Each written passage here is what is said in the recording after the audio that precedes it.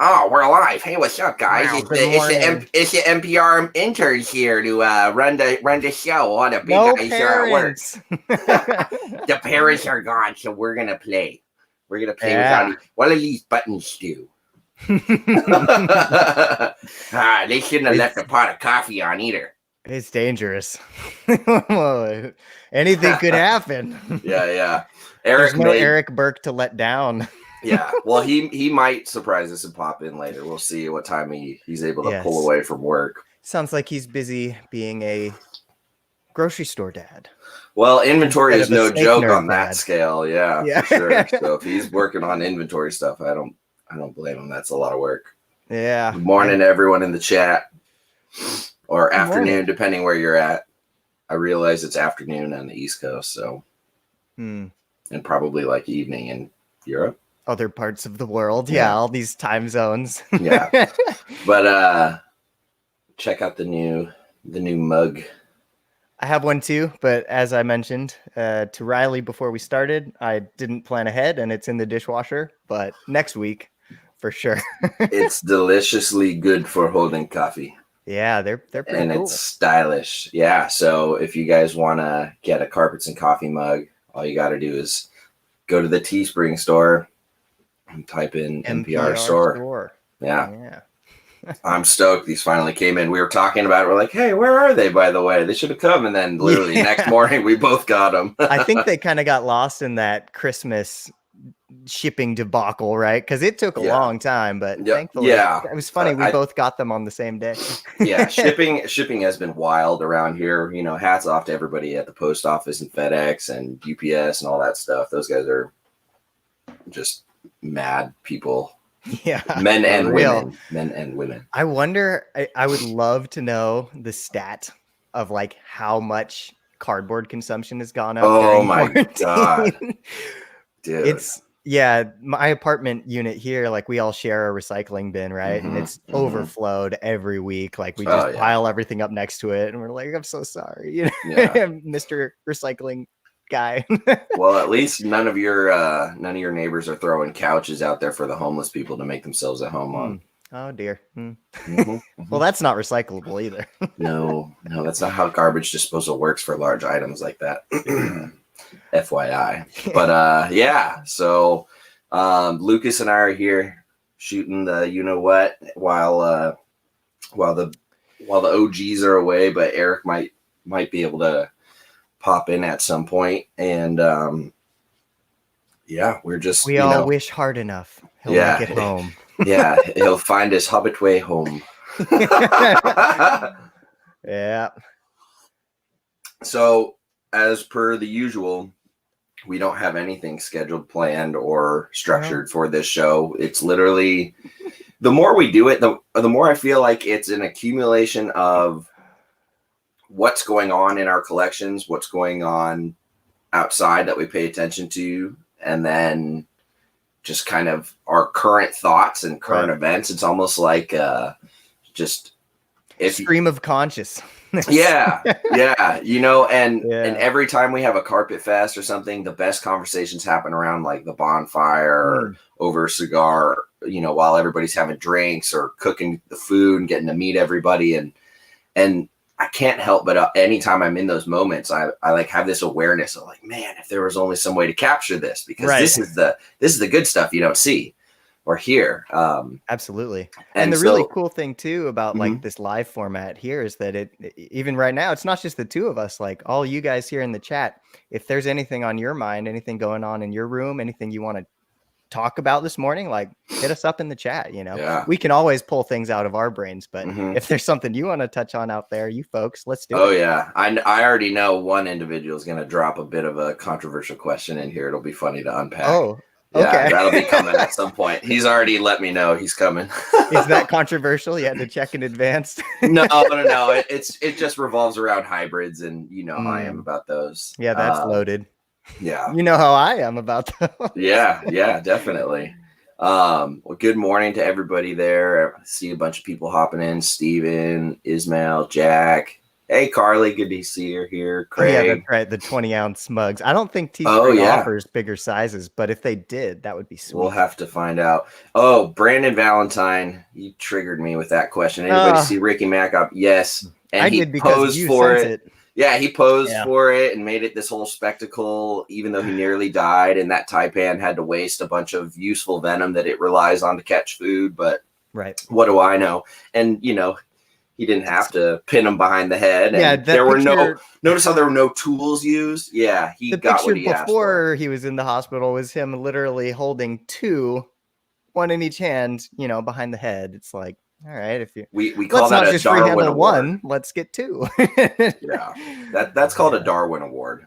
Yeah. I mean, I'm glad that he's all right. He's a lucky, lucky, lucky guy, and I can only hope that it serves as a wake up call, but that doesn't seem to happen with a lot of these folks, It does it? doesn't happen, which is why I'm more of a fan of the harsher alternative. The really you can't ignore these results. Like sometimes somebody has to get hit by a car, Right. Well, to Tyler realize Nolan it's got not bit good by to walk in the freeway. yeah, he got bit by a king cobra, didn't he? That Tyler Nolan guy. Yeah. Yeah.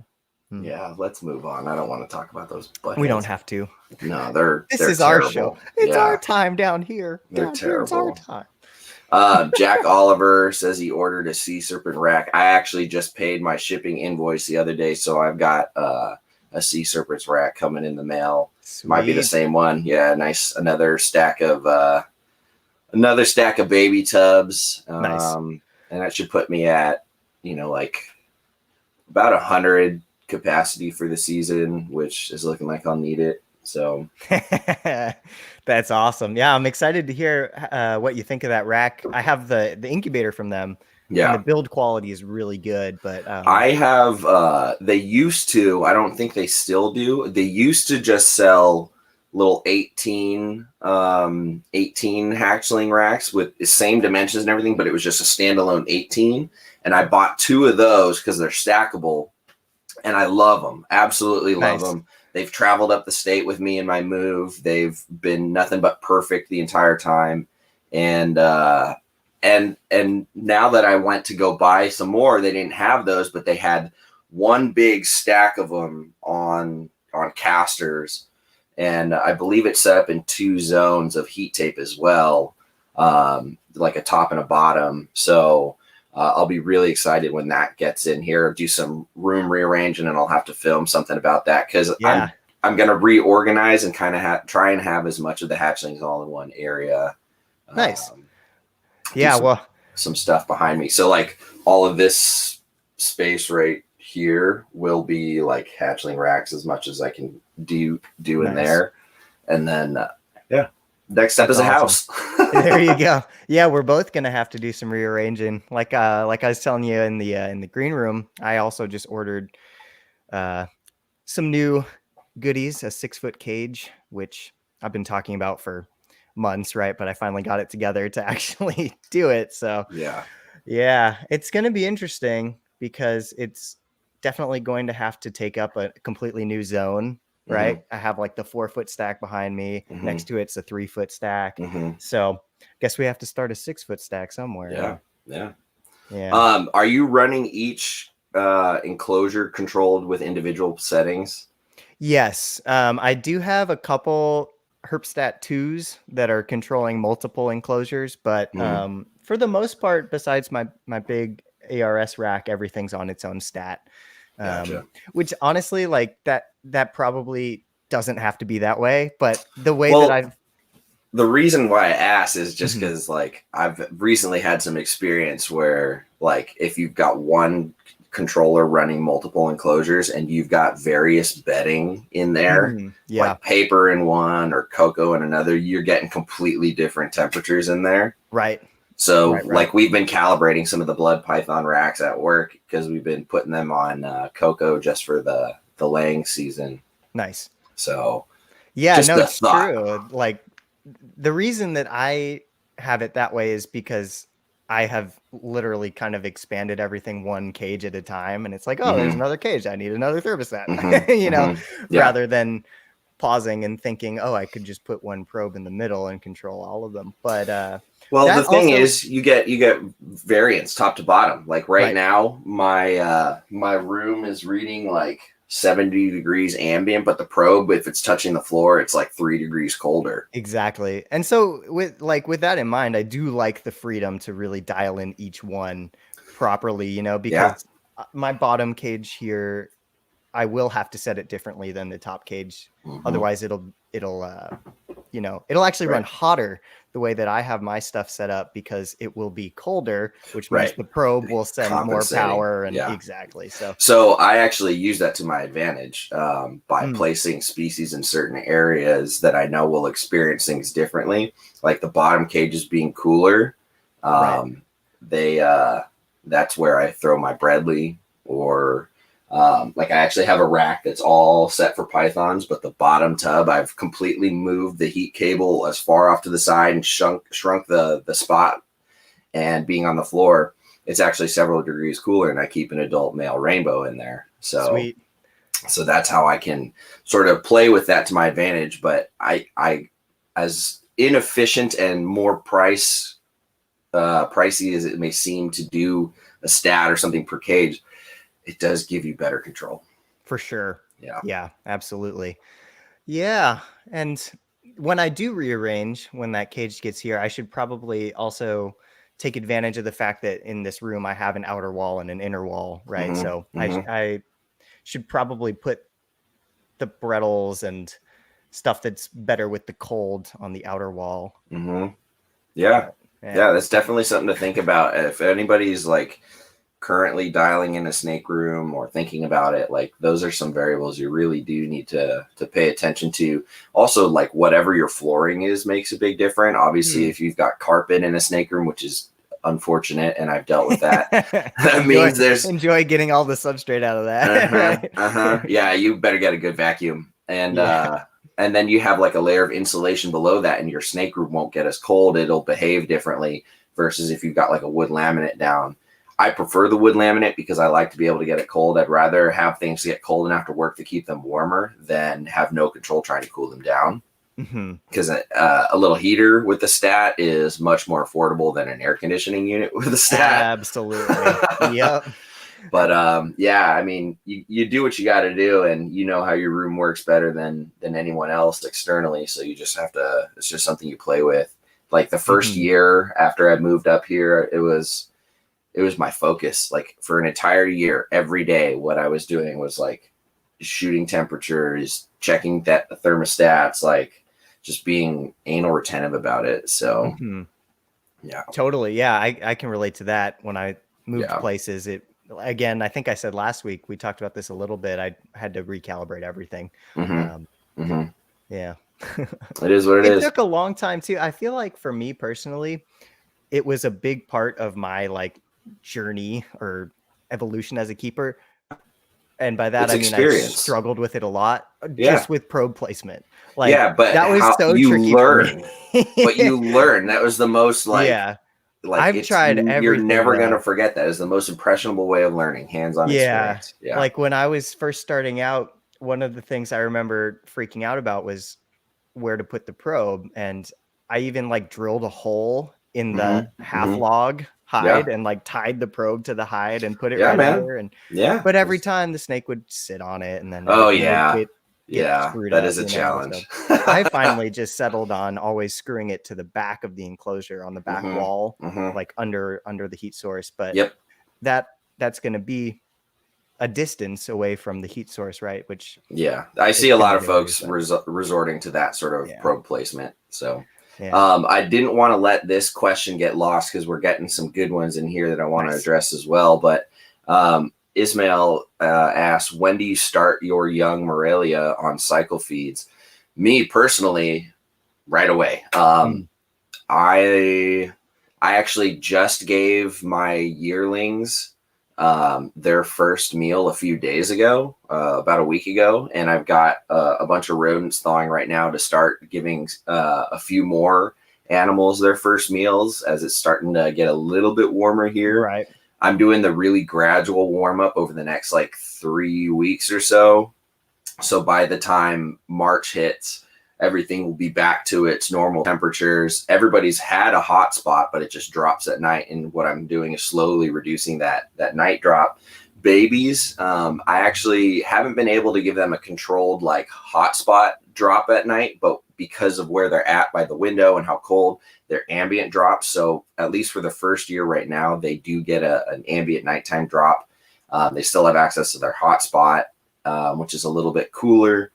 And I just don't feed them. And I got to keep a close eye on them because with that hot spot still on, you know, they're still able to burn calories and things. So you want to make sure you're not letting your babies deteriorate. So ideally, you know, once a new thermostat comes in, because with my new rack, I've got another dual channel VE 300 coming. I really love those stats. Nice. I'll be able to give all my hatchlings full-time night drops. So that'll be better. But I think the logic behind it and what I see is that if you condition them to that experience early on, by the time it comes to adulthood, their body is ready for it. Right. Especially if you're diligent about, you know, giving them time to digest and clear out their system before you really start cooling, and then do it gradually and then in reverse. And I think it just makes for a hardier animal. We know with reptiles, sometimes less is more. We know that they have an interesting biology that is very counter to what mammalian biology is, what our instincts tell us to feed, and keep them warm and all of this stuff. But they're tougher than we give them credit for. A lot of them need that night drop. Like back in the day when people were first starting to keep diamonds, they were killing them left and right because they weren't giving them a night drop, things like that. So I think every time I conceptualize it, I think of it like a car battery. If you're just running it full speed all the time, you're going to burn that out really fast. Whereas if you give it time to rest and recharge and things like that, you'll get more longevity out of that battery. And so, you know, not to equate snakes to batteries, but, you know, as far as their biology works, it's being ectothermic. And your name will be Duracell. Ooh, you're on to something there. But I agree completely. And the cycle feed thing is something that I kind of learned to adopt just this year. So before this year, I was kind of feeding everything just throughout. It's like a normal passage getting into reptiles. It's something you don't learn right away. So you just kind of feed. For sure. Yeah. I mean, and so with the adults, right, they're not eating right now because they're very cold. And then I don't know, at least the way I'm doing it so far is kind of tier specific, I guess you could say, like the yearling kind of things, the juveniles, right? I'm still feeding a little bit, but a lot less often, and they're getting cold at night, but still getting heat during the day. And then so far for the babies, the inlands and the roughy, I am not really cycling their food. I'm feeding them like I would, but they are definitely getting colder. Would you cycle them had they arrived in your collection earlier and gotten more established under your care, say months prior? Yeah, absolutely. I think that it's just a matter of me wanting to make sure they're actually feeding, right? Like I only have 2 meals in them so far. I think that's appropriate to do with new snakes at this time of year, for sure. Yeah. I wouldn't want to get new animals that I don't know exactly how they're doing yet, right? And just not attend to them. And, feeding is a good sign of vitality in snakes generally. Right. So, but you know, next season I'll certainly cycle them. And and I know folks that will still offer their breeding adults a meal once a month, just something small to make sure they still have that caloric, you know, base. And they also use it as a way to gauge where their females are at. And I think it's to be expected that males probably won't eat because they're so focused, if they're focused. But, you know, it's just, you know, everybody does a little bit differently. Everybody's seasons start and change a little bit differently. Like you and I are across, you know, 100 miles or something like that from one another or whatever it is. But our climates are entirely different. For sure. Like, I mean, similar, but definitely different. And different enough where they don't build air conditioning into the houses here. You would die. I would die without that here. Yeah, literally. Because this summer it'll get 90 degrees and it'll be 90 degrees at night. Yeah, and it'll exactly. suck. Yeah. It'll suck. I hate So, that. oh, dude, so do my Cribos. So do my Cribos. So yeah, there's a lot to cycle feeding, and there's a lot to think about when getting animals conditioned and ready for it. I think if you take an adult that's been fed year after year nonstop, and then all of a sudden cut off, it might freak out a little bit. But Right. you know, if it's really fat and healthy, then maybe not. But Mhm. and then Ryan Cox had a great question: do you use pulse heating on racks or on-off stats? I personally try to use pulse proportional on everything. Yeah, same. Yep. I do the same. Yeah. It's I like that just, better. it's the most responsive and consistently accurate for what you're aiming for. Not to say Right. that a little fluctuation isn't harmless, you know what I mean? Like it's not going to cause any problems really, but Yeah. Yeah, so agreed. I I don't know. I haven't really put much thought into why I chose that. It just kind of at the time seemed like the cooler, higher tech option. So I was like, ooh, fancy. yeah, to Yeah. me it's more responsive, Yeah. and to me that means your control and the ability to weed out any potential errors and extreme mistakes is better. So Mhm. I don't know, it just makes me feel a little bit more in control. I really can't wait for the standard of thermostats to include Wi-Fi access for phone access, like what Spider Yeah. Robotics is doing. I can't wait for that to be the standard across the board because, you know, I've got cameras and I've got a thermostat for my room heater that I can check from my phone anywhere. You know, we just got to put it in these enclosure thermostats. So For sure. I Yeah. think that'll All be that cool. automation would be awesome, right? Yeah, You know, yeah. if you find yourself elsewhere and you want Hmm. to dial things back or Yeah, heat things up. Yeah. yeah, yeah. It's good extra insight and control. Do you use And the ramping functions on your stuff? yes, I Yeah. do. I like Hmm. the ramping functions. I like the gradual climb and downward climb. Hmm. Man, I'll tell you right now, I used to love this one thermostat. This company doesn't make them anymore. They've been dead for like 7 years. But there is a company called EcoZone, and they used to make this controller that was hands down the most complex controller I have ever seen to date. And I remember having to learn on the fly how to program two of them for a guy that I worked for once a week, just taking care of his animals because he had, you know, big dreams and aspirations to really go big. And so he bought like these really nice controllers, thinking, you know, in the future they'd make a huge difference with his breeding. Mm. He definitely did not last more than a couple of years, Oh, personal issues and things. I see. Stuff that's none of my business, but I saw too much of. Anyway, Okay. yeah, that's another story for another time. But these thermostats were so well thought out that you could program settings to the day. Mm. So 365 days a year, you could program what Damn. that day was going to be, or you could do it in chunks of every month or every week or a couple months or whatever. Like you had that much control, and each controller had the capacity and energy to manage humidifiers or misting systems, whatever you choose to use, heating elements, and lighting. So it could do all of it in one. So you could program ramping, dimming multiple times during a day, heat, light, whatever. You could literally go online, map out the entire calendar year of a productive breeding year of like island in Indonesia that has these chondros, for example, and then you could program that into your controller so that it literally replicates it to the day as best as the data you have gives you insight into. And it would take some time to do it, but you could do that.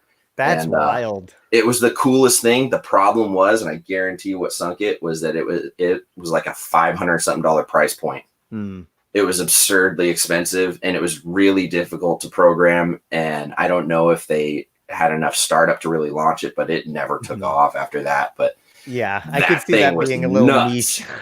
dude. It Yeah. was high end of high end.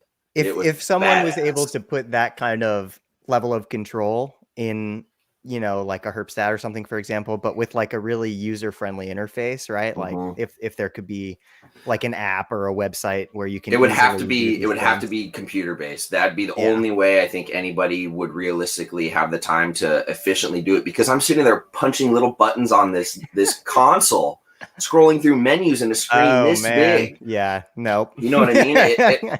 It took me a good hour and a half to program two of these things just for basic like day and night settings across the. It was very elaborate. That's Um, wild. yeah, it was too Yeah. much. So yeah, There's almost maybe kind of an upside too to not planning everything out that much, so that you actually have to check in every yeah, few days sure, or weeks and be yeah, more hands-on, right? Because yeah. if you planned There's out a whole year and then just checked out, that could be bad. problematic. Yeah, yeah. No, there's something to be said for having your finger on the pulse of your collection. Mhm. It's important. Yeah. So yeah, I think it was a piece of equipment ahead of its time, and just too expensive.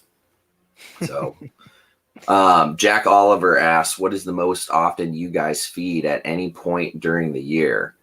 um for me, it's usually in the fall. Yep. Yeah. Yeah. Yeah. So same for me now that I'm adopting more of that food cycling, right? So Mhm. I fed the female Brettles especially heavy during the fall, Mhm. because uh, 3 out of the 4 pairs I had just received the animals from Nick in March of last Okay. year. So I Mhm. had a summer basically to make sure Mhm. they had the right body condition. Mhm. And yeah, so I fed not super heavy during the summer, and then probably around August, September. No, probably more like September, October. I really ramped it up to make sure everybody was good. Yeah. And Yeah. then my cutoff was end of October. So Yep. yeah. Yeah. It's pretty much the same I do. Yes. So I'm just starting to pick back up feeding sparingly right now. Mhm. And like literally right now. I've got a lot of Defrosting. Yeah. yeah, 62 food items being thought out right now. Holy crap. Yeah, that's not everybody though. That's just, I think like that whole section isn't getting fed. They're not getting fed. Yeah, but otherwise it's like it's a good chunk of them. I gotta get a little freezer. Dude, All chest my freezer all rodents. day. Yeah, all my rodents are still in the main freezer in the kitchen. Oh, your roommates must hate you. He's cool, thankfully. That's But good. anyway. No, I broke down and went to Sears and got me a good chest freezer with a warranty and everything. So That's what's next. life changing. Yeah. What was I saying?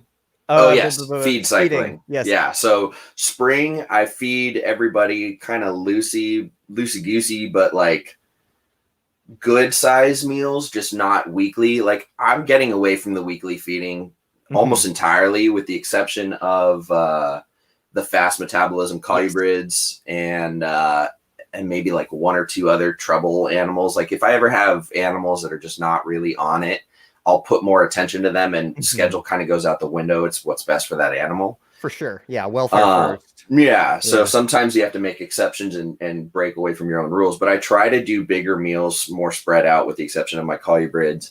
Right. And so it's probably every 2 to 4 weeks during, like middle of February to April, April, May. Well, uh-oh. I've got a frozen Riley. People in the chat, do you also have a frozen Riley? Am I the only one here? Well, if that's the case, somebody let me know. All right. I'm sure he'll be back. This is weird. I've never had to carry the show before. I feel like Owen when Eric went to Australia and left him alone. But anyway, I guess for me, okay, Riley's messaging me here. I'm still live. You appear to have dropped off. Come back. Help me. Yes. Cool. But so talking about feed scheduling, for me, everything goes out the window with the false water. Hey, thank goodness. I was terrified. These days, god damn it. Excuse my language. The internet provider right here is crap. Oh, good. So I was just gonna say, for me, everything goes out the window with the falsies, with the false water cobras. I'm actually kind of following the Loafman method, if you will, and I'm feeding every 4 days for them. Okay. Smaller meals every 4 days because their metabolism is so fast. They're also a species that can't open their mouth super wide. Exactly. Exactly. Yeah. That's kind of the same approach I have with my Crebos. When they're younger, I'll feed them as much as I can. Now that they're adults, I try not to go further than 7 days apart. For sure.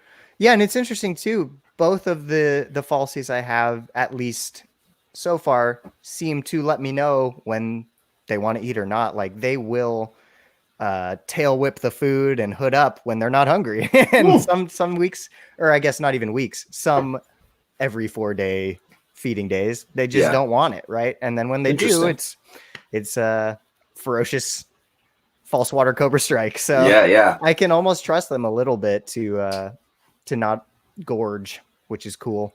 Yeah. Do you feed multiple food items at a time? Yeah. At the moment, it's 2 or 3 little tiny fuzzies. But when they get a little bit more size, I'm excited. I can kind of expand that my offerings, right? I can get some fish in the mix, some birds in the mix. They're just a little too small for me to like get button quail or whatever, or like chop up the fish. Like I'm just gonna wait until I can do that a little more easily. But yeah, I think Owen does some sort of like he's got some snakes that only eat live, so they only feed when he's able to go to a show and pick some up, and I think that's a pretty interesting, rather almost unpredictably natural interval as well. I think that's cool. I bet those animals are super lean and healthy. Yeah, absolutely. Yeah, if I go too far without feeding my Crebos, I can actually see it in their fat stores on their back. They're a snake that is very responsive, physiologically, showing you how underfed they are, and it happens quick. They can also get fat quick, but they don't seem to hold it on very, very long if you like break them off a little bit. But it's interesting trying not to feed them so much right in that little window for breeding, because I don't want them to get so hungry they try and eat each other, but I also don't want them to like be constantly in this food mode. And had a learning curve with that this year, but they seem to be doing just fine. The male's going to get a nice big meal today. He popped out of his shed last night, so that's the other thing. You can tell when an animal cycle is like going in and out. Like when he's super interested in the female, he's just like nonstop, doesn't shed, doesn't do anything. And then as soon as she's giving signs that she's no longer receptive and doesn't want his advances, he instantly goes into shed. And I can't help but notice that. And so he's no longer pacing and rubbing his face off at the door trying to get to the female that's cycling because she's done cycling. That's very cool. Yeah, it's interesting to see that sort of behavior in your animals. I wonder too, like you before as zookeeper Riley, you probably you definitely had different hours than you do now, right? Would you say that you're able to watch your animals more now as not zookeeper Riley, or is it about the same? It's probably about the same. I was really diligent about it during my years in the zoo, because I aspired to mimic everything, like all the standards and note taking and observational awareness while I was there. And now I've taken a little bit more of a relaxed approach, but I still have the same amount of time in my snake room seasonally. Like I don't spend as much time in the winter because not much going on. Right. Soon as temperatures pick up and babies start hitting the floor, then I'm in here, 4 or 5 hours a day after work. And, my weekends are spent cleaning waters and spot cleaning and doing all sorts of work for the collection here. So I try to keep a good work ethic. I try not to get lazy and complacent with my time in here. I know that I've seen a lot of folks kind of burn out or have health issues arise from getting lazy with things, especially when they have a collection this size. It's really easy. So for me, shoot, I used to overdo it. I used to like wake up a couple hours before work just to go through every enclosure and check on everybody in the morning, and then do it after when I came home from work, because I was such a stickler for clean enclosures. And I did actually see some behavior that kind of made me feel like my animals were being stressed out by being checked on too much. So I've since curbed that, but I found my happy place as far as how much. And I like to just be in here every day, just not super invasive. Gotcha. So yeah, I don't know. The zookeeping years were absolutely beneficial for my work ethic and my attention to detail in my collection. For sure. Yeah, I was just curious because I know, at least for me, now that I've transitioned more towards the school side of things from full-time field work, I'm definitely around more, and that's been fun to observe more. And that's good. Not necessarily get in their business more, but they're in my room, so yeah, and you're home more a little bit. Yeah, so I just get to see what's going on a little bit more frequently, which that's good. I'm enjoying. Especially with the species like the falsies. There you go. Load it up. More coffee. Third cup. Bring it on. Yeah. Those diurnal species, right? They're so much fun to watch during the day. Oh, yeah. If you don't have time to like observe them, it's almost a shame. Right. Yeah. Exactly. I know. I love coming in here during the day and then coming in here at night and seeing a difference, especially certain times of the year.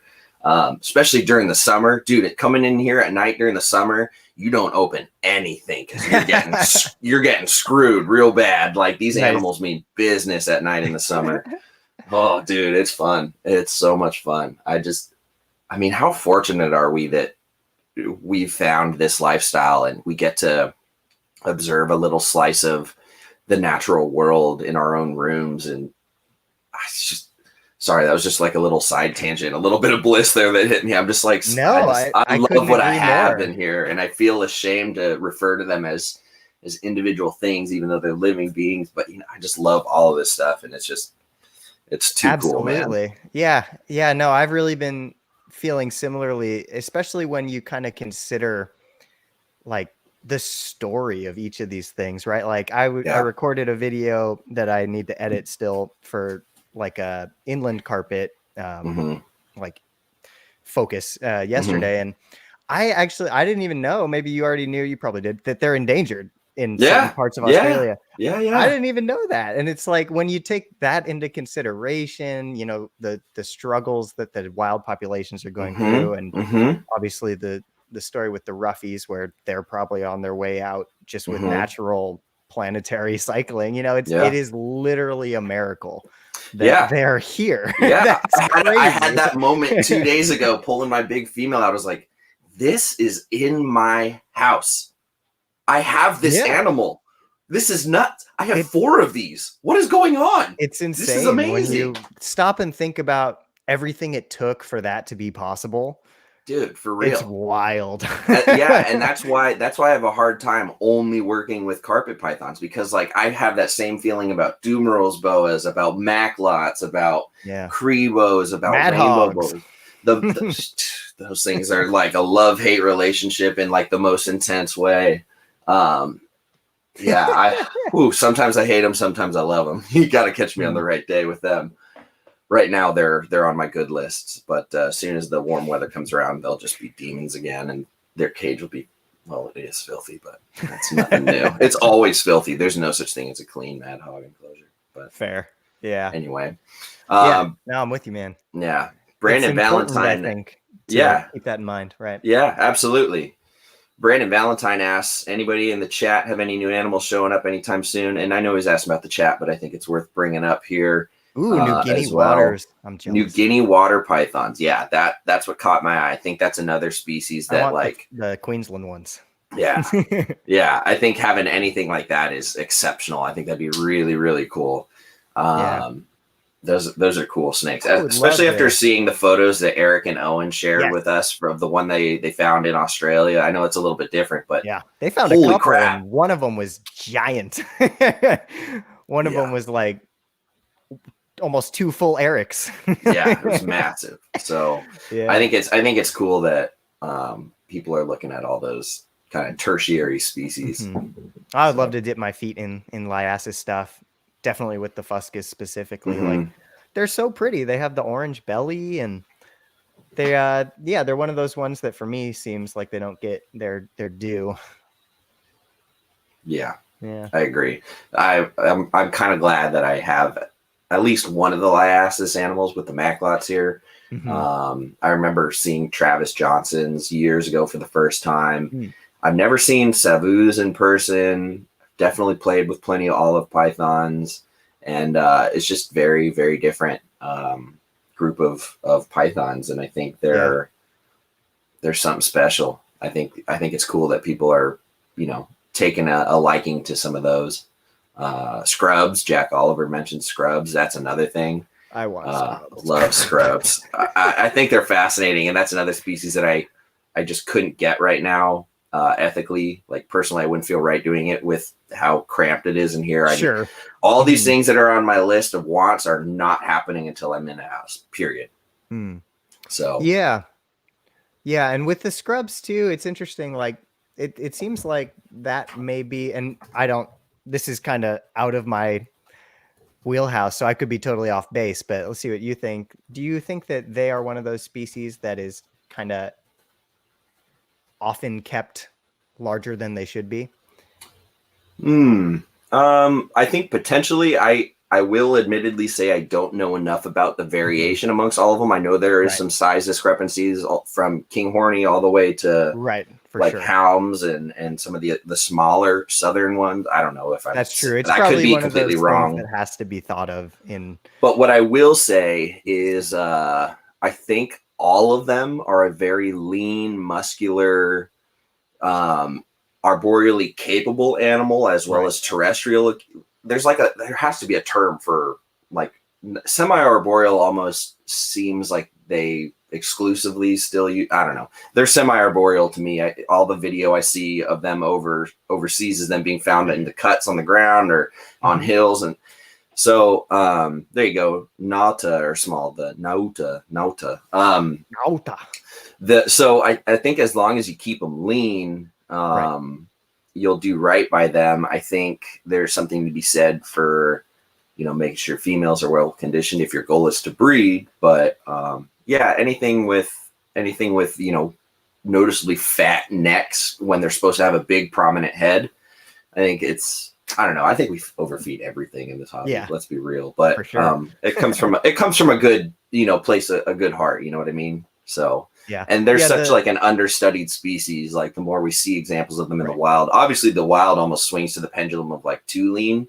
Although there are some animals that are found that you can tell are excellent hunters. So yeah, it seems like there definitely needs to be more knowledge, right, and more effort by certain people in the hobby to actually distinguish the differences. Like I know at the vivarium, it's just scrub python, amethystine python, right? Like there's no type, know, and I was taught to tell people these are going to be huge, but then I talked to Nick and he's like, no, my Waminas are probably smaller than some of the Brettles. And it's like, oh, okay. Well, that's interesting.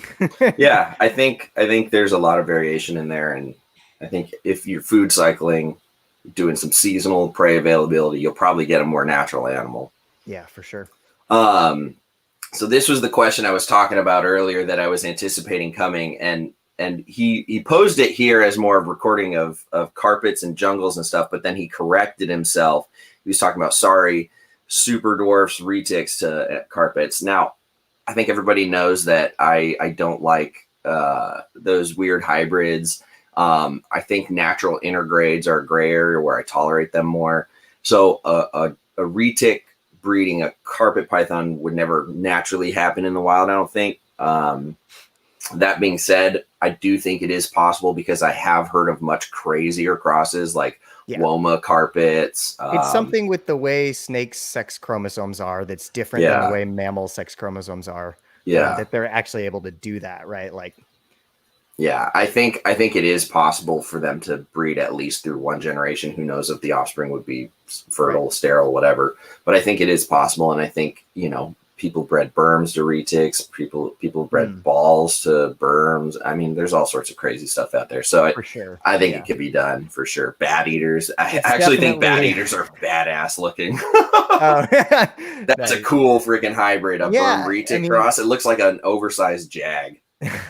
You do get really cool looks sometimes, right? But at the same time, it's one of those ones where it's just because you can doesn't mean you should necessarily. Oh yeah, I fully support that. I really think there's something to be said with responsibility towards the species. Like if it isn't fully established and it isn't, you know, very secure in the hobby, then you probably shouldn't be tinkering with those until those check marks have been hit about establishing the baselines. I think if you're talking about, like, if super dwarf and dwarf retics were abundant, then knock yourself out. But I think the reason why it hasn't really been done is because, one, super dwarfs and dwarfs are insanely expensive, and the people paying money for them are retic people. They're not necessarily hybrid people. Right. So I think that's why you're not going to see that right away. I think eventually it'll show up. No problem. Yeah. Interesting. Yeah, I don't know. It's a blasphemous thought to me. Anyway, that's just my opinion. But you know, we're in essence, we're keeping animals in our boxes, in our tubs, in our place that are never going to go back to the wild. So as long as you represent whatever you're doing accurately, you know, you knock yourself out. For sure. Yeah, I guess my thing, and that's totally true, right? But I would encourage people to stop and ask themselves why before they do it. Like, I don't know. I guess I feel like even in a captive setting without the possibility of reintroduction, when you're making living, breathing things, you should know why you're doing it. Yeah. You know? And maybe for hybrid people, it's because it's going to look cool. And all right, you know, if that's enough reason for you to create that animal, as long as you're going to care for it for its life, and you know it's going to live a long time, then sure. But yeah, you know what's interesting? There's like a whole accepted hybrid market in colubrids with like the corn king milk snake crosses. Like you throw a Leonis phase king with like another milk snake and then cross it with corn snakes, and I've seen some of the craziest looking animals come out of that stuff. Some of those corn morphs like have rat snake in it inherently, right? A creamsicle, I learned recently, a creamsicle is an albino corn bred with an albino rat snake, and it makes this beautiful orange and white, just amazing looking snake. And the community doesn't shun these hybrids. They just kind of, this is I don't know if they just put it in like this is its own lane of a project within their collection or their own sub project or something, and they just like, I have my pure corn snake stuff, and then I have my Frankenstein weird sciencey stuff, the designer stuff, right? Just like with chondros, you know? Right. And I think the reason we see it so widespread, extensive, long term, and accepted in colubrids is because they've been around in the hobby for decades longer than certain python species. And so I think they're just further along their trajectory as far as how long people have been keeping them. Have any new morphs come about recently? I think, you know, other than the palmetto, there haven't been any new morphs in that stuff. So I think it's just, you know, a natural progression. Eventually people realize there's nothing else, no new frontiers to conquer. So hybridize some stuff and just have some fun with it. It may also feel different and feel more blasphemous because it is these species from like Australia where we can't get more, right? Like if you muddy the waters too much, there's no filtering it back. There's something to be said for the level of responsibility that needs to be applied species specifically based on whether or not the gene pool is finite or if there's, you know, influx of new blood periodically. If there's something that is regularly coming in and it's not a closed population like everything Australian is essentially, then you have to be a little bit more particular with what you choose to do with those animals, because you can't uncross things. You can't purify something that's been muddied up. You can't can't bring back a line or a group once it's gone in its pure form if the borders are closed, and that's just it. Yeah, exactly. So exactly. Agreed.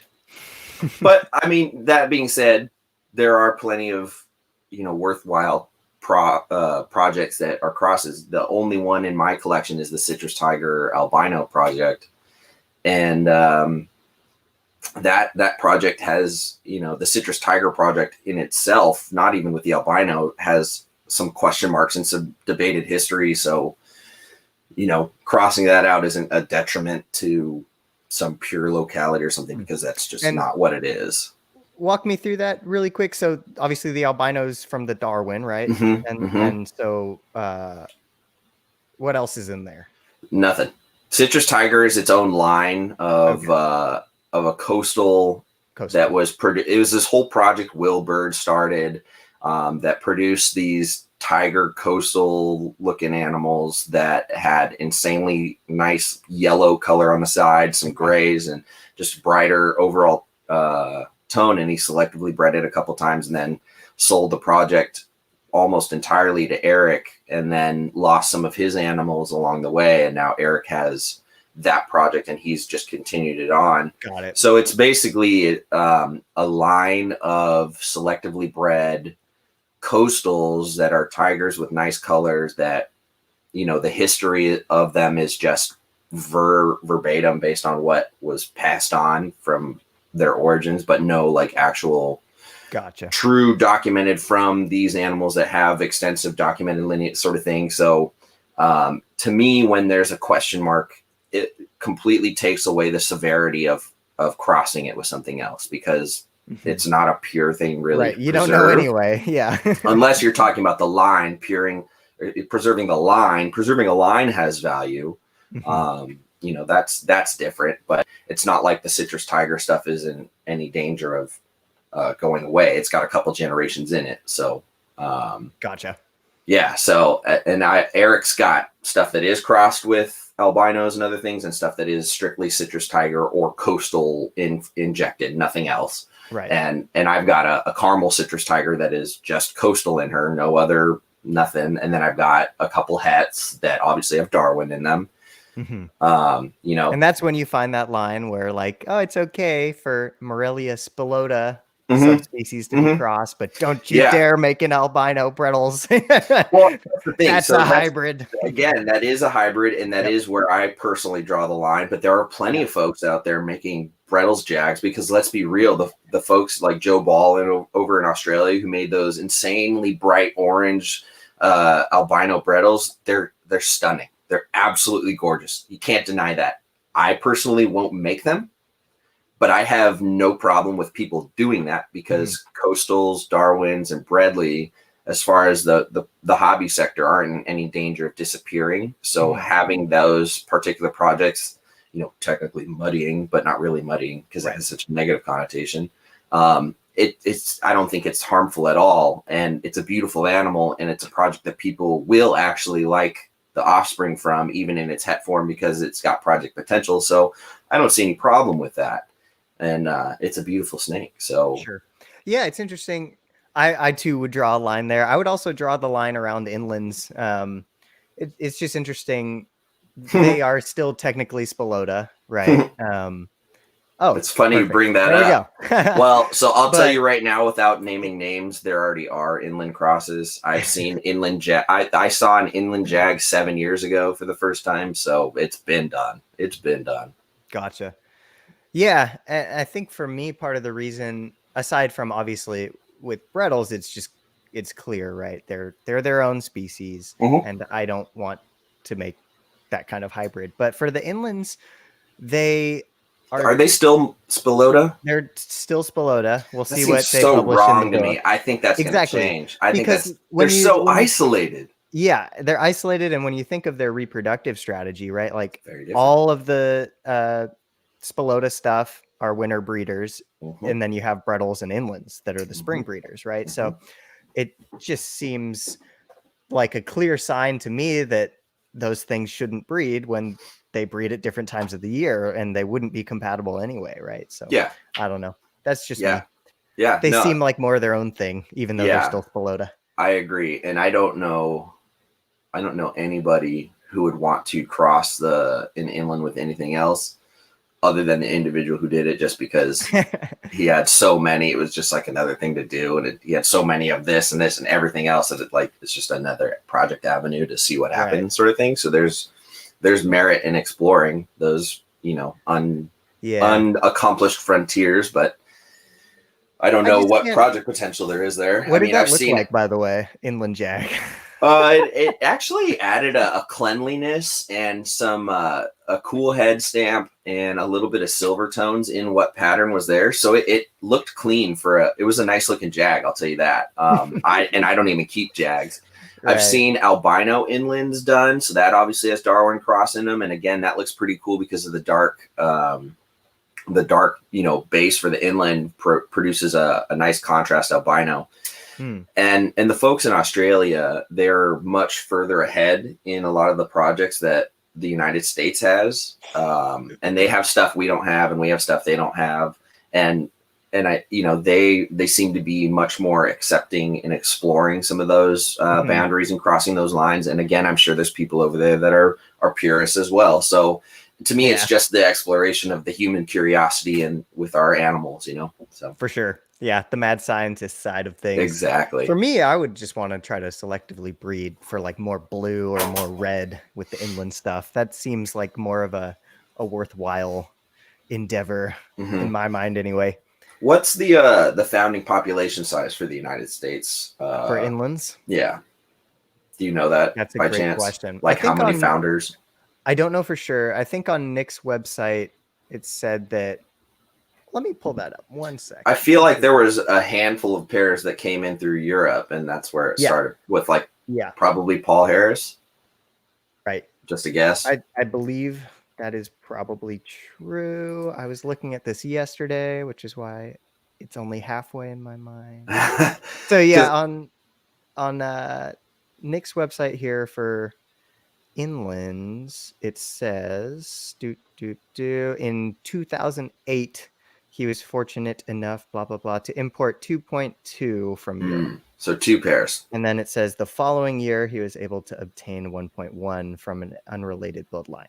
So 3 pairs, 2 bloodlines. But that's just Nick. Yeah, and then there's other people. First? I don't know. I don't either. We would have to dig a little bit deeper, but you can safely assume somebody else has been able to bring them in. So there's probably a handful of pairs and in the founding lines, and it might be less than. I think 10, Justin. I think Justin might even have imported some that are unrelated. Right. So there's So there's definitely multiple founding pairs and a handful of lines. Not super deep, but. Right. Better than, say, roughies that all come from the 3 animals. Yeah. Looks like William's in here. He's saying he believes that there's just 2 lines, just half unrelated. Justin has. Okay. So, so it's a rather finite gene pool, not terribly wide and diverse, but, we've seen less, especially with roughies. And so I think, even if it stays Morelia spelota just for the sake of the limited gene pool, there's some merit to never crossing those. Sure. Yeah, absolutely. And just with this train of thought too, it's interesting. I believe that all of the Lazic Brettles are clutch mates. Like every Lazic line Brettle came from one clutch. And obviously with that, we also have a fours and hypo, which are their own thing, but just interesting to keep in mind. It's interesting that some species seem to develop the signs of inbreeding depression in less generations than others, right? Like we don't see that at all really with the Brettle stuff, but that same amount of inbreeding generations in a different species, we might be seeing more problems. So my understanding or my belief and hypothesis on that is that Bredli have been isolated for so long. They're so separate. There has to be some sort of genetic variation among species as to the strength towards inbreeding depression. Yeah. And we see that a lot in boas. Vin Russo has done a lot of research on some of the island and insular species of boas and how, even some island species of boas will have partho litters of all males just to ensure that there are males on the island for her to breed years down the line. Yeah. And that, that's direct cloning, and somehow these species are still alive and doing well on these islands. So I think exactly. certain And you species, can think of that as an island, that little bean in the Exactly. middle of Australia. Exactly. They can't leave, so it might as well be. So I think species that evolve and become isolated and survive probably adapt, or maybe the survivors are the ones that have the strength, the genetic strength against inbreeding depression. Maybe there were others that just didn't make it, or just couldn't hack it in that environment, and so they, their presence is not there, but it's elsewhere. Right. And that's exactly my point, is that it is species specific how inbreeding depression will manifest, based on what their strategies are like in the wild. What are they working with in terms of range, and how likely are they to encounter relatives naturally, et cetera, et cetera. So just an interesting thought. Yeah, I mean, there's definitely merit to it. I think we see it a lot in nature, and it's interesting because even bearded dragons, for example, they come from the same area Centralian pythons are found, or at least the Centralian bearded dragon. And they have been in the hobby for so long and reproduce so quickly and have been able to been bred for so long that they've gotten like 30 generations into these dragons, and they've gotten so far down the line that they've had to, for in some cases, inject a different species in there, like this. So bearded dragons are Pagona vidiceps, and certain lines, and at certain points of time, they've injected Pagona barbata blood in some to help just bring in different diverse genetics to help keep them around, because they're breeding so much that you will get inbreeding depression. But like 30 generations, if that is accurate, is pretty deep. Yeah, for sure. That's ridiculously deep. And I feel like I've read certain research papers for snakes that on some species you don't see any deleterious effects until after the 5th generation sometimes. Yeah. So it's interesting. It's a very interesting train of thought. How many generations does it take species to species, and comparing that, right? Like it's just another piece that not everything's the same, right? And right. That's and always then a common theme here. And it seems to, maybe that's why you see a lot of train wreck clutches in zebra jungle projects, super zebras and things. I don't know. I've heard Nick mention super zebra clutches being train wrecks quite frequently, and I experienced it in my one. So, maybe there's something to that as well, because that morph was, coming in. So of course everybody's breeding it back. So there's a lot of inbreeding in there, and you outcross and you get fewer tail kinked animals and things like that. So it shows some increasing in strength with outcrossing, and maybe there's something to be said for better clutches with more outcrossing too. So I think it's all kind of in that same vein. For sure. Yeah. So, yeah. I wonder if Eric's going to make it on. Where'd that boy? Have you heard from him at all? No. He didn't even look at our messages. Tag him right now. But so how many pairs of Brettles are you putting together this season? 4. Holy hell. Yeah. 4, 2 of which are proven breeders that are large, and then the other 2 should be good to go, but we'll see. They have not gone before, and they are smaller than the proven ones. So okay, a year younger for those 2. Yeah. So you'll likely get 2 clutches at the very least. Yeah, I'd be stoked with 2. I'd be extra stoked with 3. I'd be terrified with 4, and I'll take 1. Yeah, especially if they're like 20 plus egg clutches. That's a lot.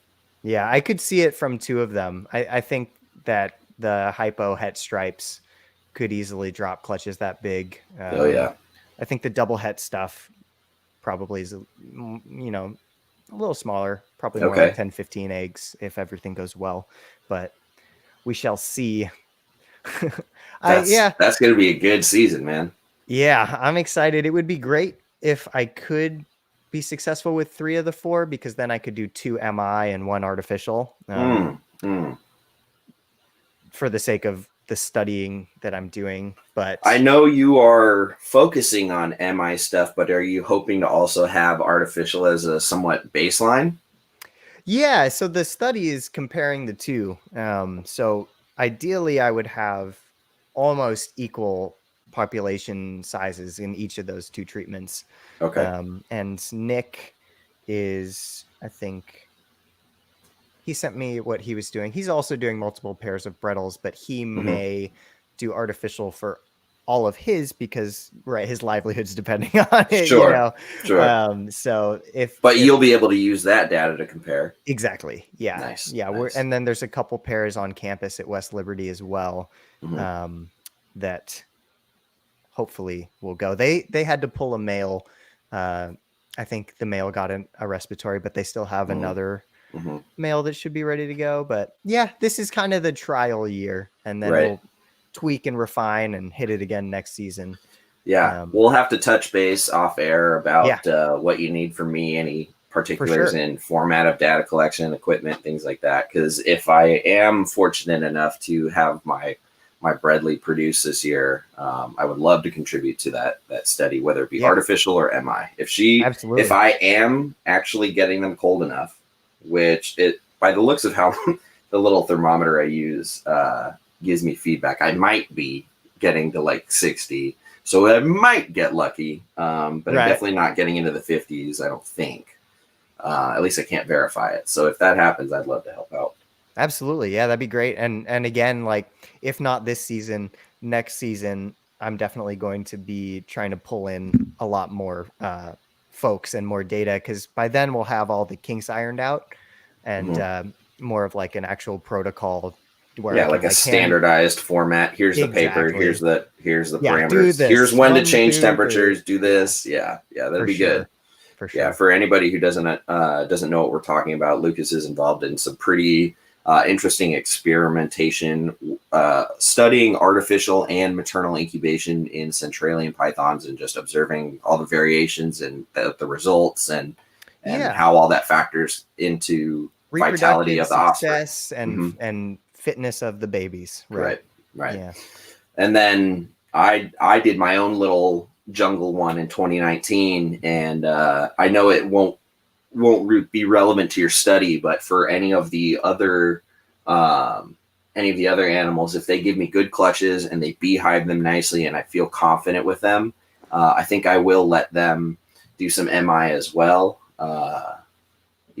We'll see. I had such a great time doing it that first time that I think I need to try and do it every year, because at the very least, it just keeps me in tune with my animals, keeps my finger on the pulse. It's just interesting. And there's nothing cooler than seeing babies hatching out under mom's coils.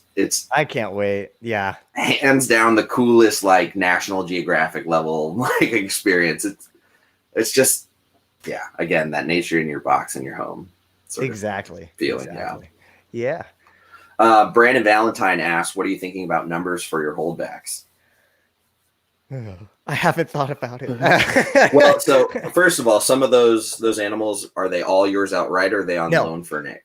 So 2 of the pairs are mine, and then 2 of the pairs are on that kind of indefinite loan agreement, where for the first 2 clutches, half goes over to Nick. But it's a good question. I think I really need to wait and see what actually pops out before thinking about holdbacks. Well, assuming the ones that have any of those mutations involved, you get your visuals and all the combination variation in there, and then I have the chance to hit the double visual stonewash stripes, which would be, notable. I think Nick and Casey are.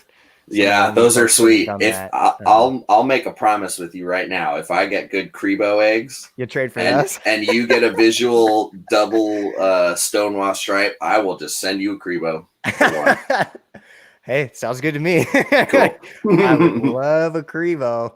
Yeah. And then also hypo stripes are likely, right? The odds on that, I think, are more likely than the double visual. Nice, dude. I think the stonewash stripe double visual is like a 1 in 16 shot, right? Okay. If we're talking about proportions, recessive, which I need to your learn Punnett better. squares. Yeah.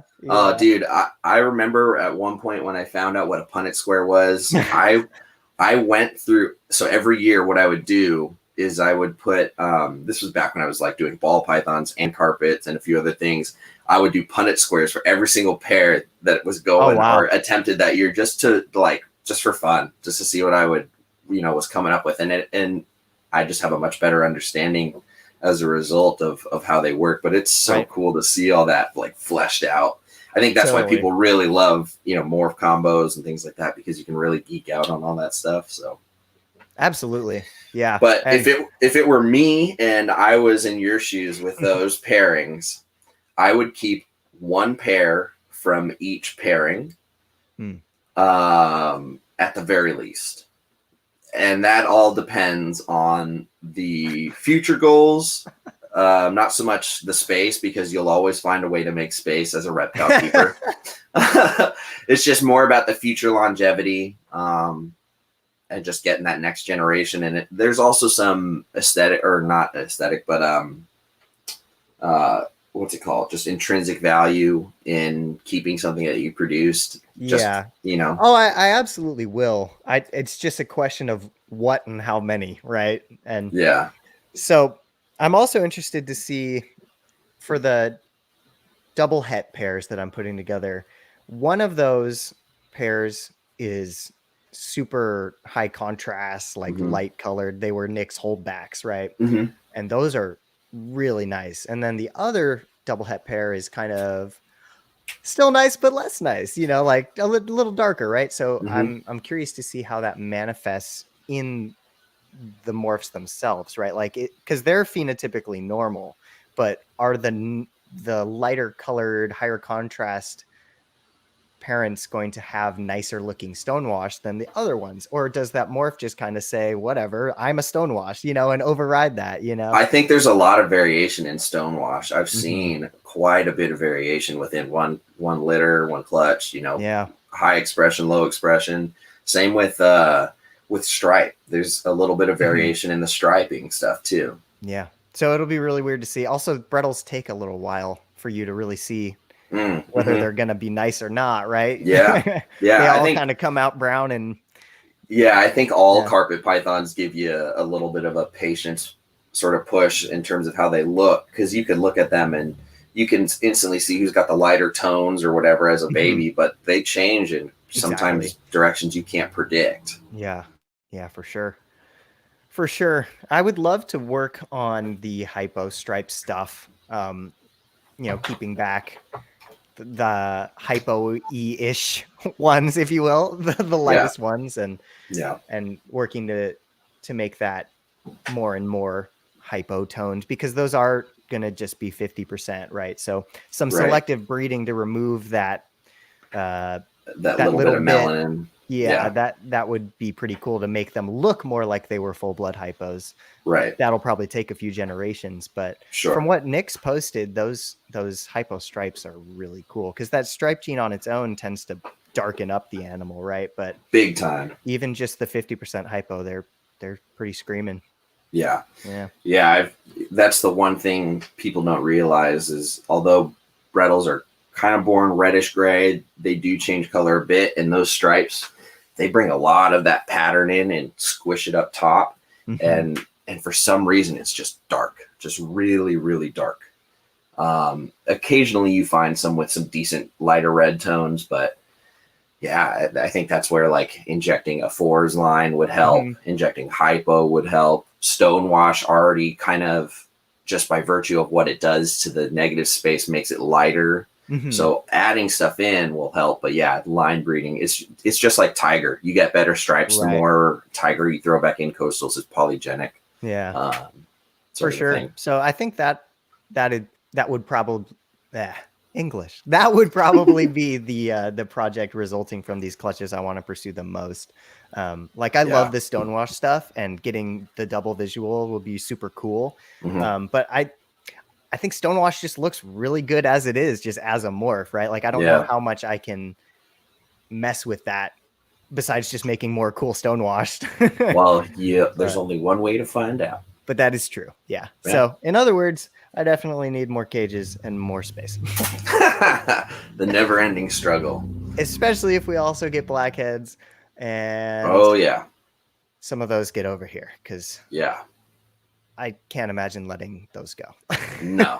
So assuming that one female that's ovulated throws like 8 eggs, that's 4 babies you'll be getting.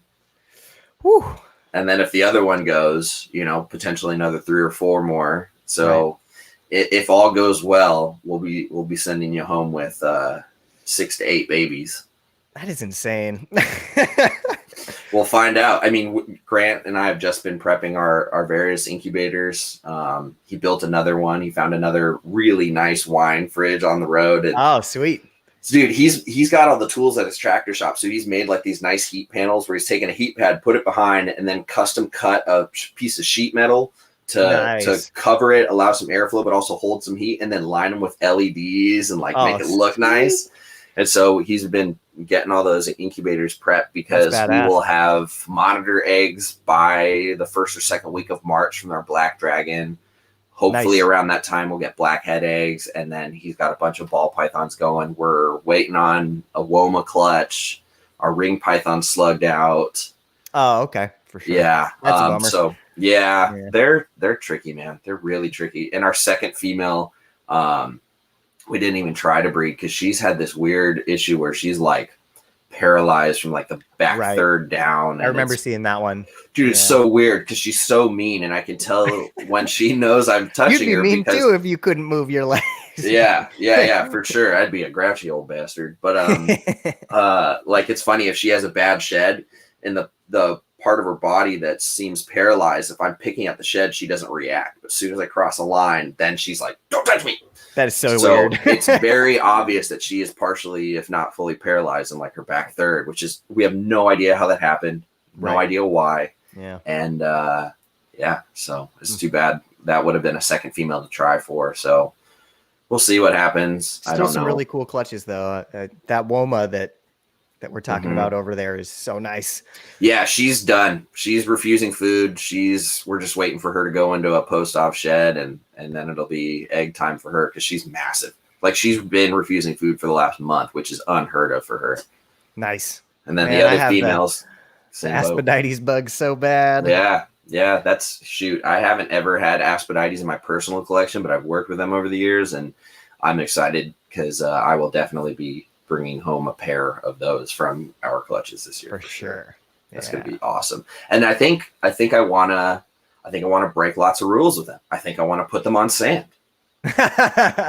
Yeah, go for it. I mean, we've seen the video of the Woma digging with its head in the sand. Multiple videos from 2 different people, at least. In that study that I talk about all the time, the Woma arboreal study.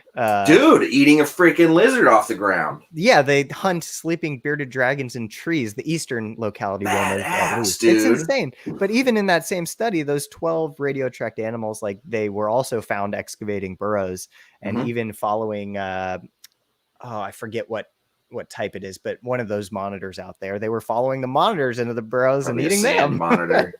That might be one of the Flavirufus or the Goldii. I think the latter. I think that's right. Yeah. So but it's wild. So speaking of snakes eating non-rodent prey, most people know that there are snakes out there that do eat non-rodent mammalian prey other than birds. So they'll eat lizards, they'll eat other snakes. And to me, I think that learning about certain species that eat those, I think is something that we should try and offer into their diet. We often see animals becoming obese from these fat butterball rats and things, and it's not necessarily natural or healthy to a degree. With my Crebos, I like to give them any, she's hearing me talking about her. She's staring right at me. Oh, nice. I think it's healthy and enriching for them to get different types of protein other than rodent. So anytime I have stillborn or deceased baby snakes that I produce, They don't go to waste. The Cribos get them, or the Apodora. So I think that's something that we as keepers could definitely incorporate a little bit more of, as well as food cycling, add some variation of what your food is. And, it's not always available, and it's kind of a morbid subject, especially because we love these animals so much. Feeding off snakes when we're snake lovers is kind of sometimes difficult to even talk about for some people. And I completely understand. And it is kind of morbid. I will admit that, but I've got a friend who I'm gonna, keep nameless just because I know some people won't like, they'll get angry or what. I don't know. I just want to protect his identity, but he's, managed to keep any deceased or misformed ball python hatchlings or anything like that. And he's even going to bring me an Australian water dragon hatchling that passed away that he's kept in his freezer. So, I am going to try and keep that a part of their diet. And I would love to, for sure. I'm going to save that Australian water dragon hatchling for either my Apodora or whenever I get a Woma. I think that's awesome. I mean, look, if things are going to die, which they are, they do. Why let that go to waste, especially when it's a natural prey item, right? Like if I bred beardies, or if I knew somebody that bred beardies, I'd be asking them to save every beardie they ever had that dies, right? Yeah. or the same for skinks, et cetera, because it just makes sense, and it's just a tool in the arsenal of an Australian reptile keeper, right? These things, that's what they eat. There's a reason they don't want your rodent fresh out of the egg. Well, and if I may anthropomorphize a little bit here and compare, human data, we eat, or we have items where we promote the benefits of things like fish oil. So different meats have different oils and different proteins. So it's the same across whatever prey item. There's different fat and calcium ratios. There's different protein content. There's a lot of different variations within that. And I think it's just, if it's a natural part of their diet, it's a healthy thing to offer them.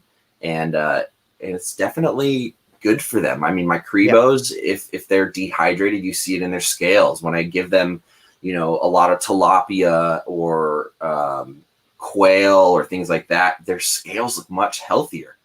It's undeniable. So absolutely, it's a different nutrient mix that you're giving them, and it's hard to source weird prey items like that sometimes, or depending where you live, and the major manufacturers or companies of these food items, whether it be reptilinks or actual live prey, whole prey, they don't always have access affordably to make it worth their time or your dollar to get things like diverse prey items like other lizards or snakes for the, there is nobody breeding feeder snakes. There isn't a company that does that. And that it's pretty understandable why. There's a lot of work that goes into breeding snakes, and absolutely you make more money selling them alive than dead, and the cost anyway. So it's just interesting. Brandon Valentine asked, do you think birds are a lot better to feed the snake eaters than rats? I don't know if I can argue if it's better. I think it's important. I think it's healthier to a degree, but I don't want to say if you can't get snakes, only feed your snake eaters birds. I don't know. Agreed. I think anything in moderation. But you got to do what you got to do. If you don't have access to those feeders, then you don't have access to them. I just think if you do have access to them, though, I think that it's undeniably beneficial to add it to the mix in a significant way. I feed the adult blackhead almost exclusively quail with just a few mice every now and again to mix in those nutrients. And as you can see, he's stayed lean and ready to breed and looking good. Solid. He's solid. And I've tossed him a couple big rats over the last month or so. Is he like, what's that? I've never given him one. He has no hesitation, dude. He's like the most ravenous. He's better than those two females at eating as far as like his reaction time. He just goes for it because he is so actively breeding. I'll feed him. He'll put that fat back on. He'll look really good. And then 2 weeks later, he's looking lean again because he is just nonstop. And so Grant and I have been keeping a close eye on him because we obviously want to return him in good condition and we don't want him to breed himself to death. But we have to make sure he's fed. I have to separate him for a few days at a time because he literally doesn't stop. I mean, that's awesome. And it totally makes sense, right? There's more production of those reproductive juices, and Yeah. he's an active guy right now, so he might Oh need a yeah. little more. Yeah. Yeah. Yeah. So Yeah. that's also something to be mindful of. And I, in that vein, to kind of close out the feeder snake part of it, I'm constantly torn because right now I've got a normal ball python that I'm breeding, and she's definitely going to produce babies. And, the intent was to make feeder snake babies, and I will either have to euthanize them or feed them live, which both will be difficult because I appreciate the life that I'm producing in these snakes and these animals. But at the same time, the overriding need for my existing colony of snakes, particularly the Crebos, to have good, healthy food, it's very important to me that they have snake prey items. But then working in the shop, it's like, I know how much those normal ball pythons go for right now because everybody with COVID is buying everything up. Normal ball pythons are going for $100. So, there's also value in making money to support the collection with other food. But so, I don't know. It's a weird, controversial thing I don't really talk about a lot because everybody, inevitably, when I bring it up or write something about it, somebody's like, how dare you? How could you? Right. You're a monster. And I just get all this hate for it. I'm like, I mean, doing what I do. You're just doing what they do. Trying to. The snakes eat snakes. And the thing is, I'm barely tipping the scales, 10% of their diet at best is reptile prey. Whereas I've seen studies done on wild eastern indigo snakes where it found that more than 50% of their dietary makeup observed to be other snakes. Yeah. 50%. Absolutely. I think that it's just hard. And I've asked people in the past to be like, hey, if you have any stillborns or anything, send them to me, please. Exactly. I think that being upset about a snake eating another snake is kind of just as loony as being upset at tossing I was just saying, I think being upset about a snake that eats snakes being fed a snake is just as loony as being upset of like a lion being tossed a cow leg or something. Like it's the natural way of things. And as long as you're doing it in a way that's not cruel or exploitive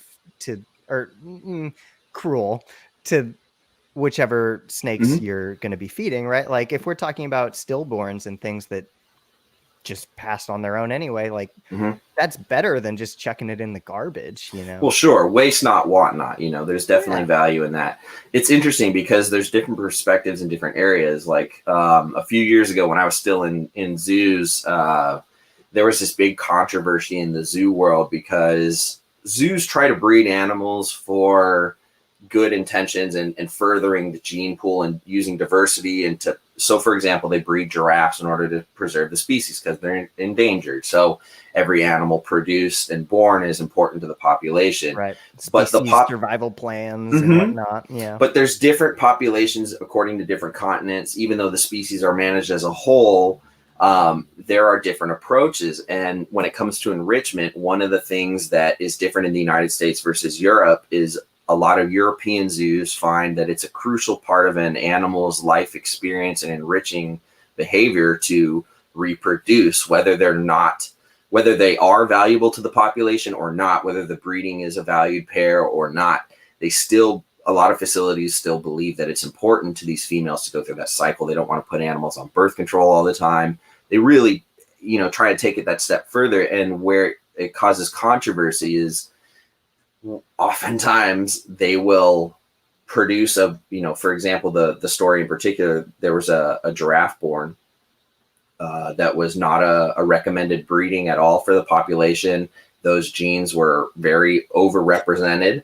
And what they did was they produced a healthy giraffe calf and then let their lions hunt it.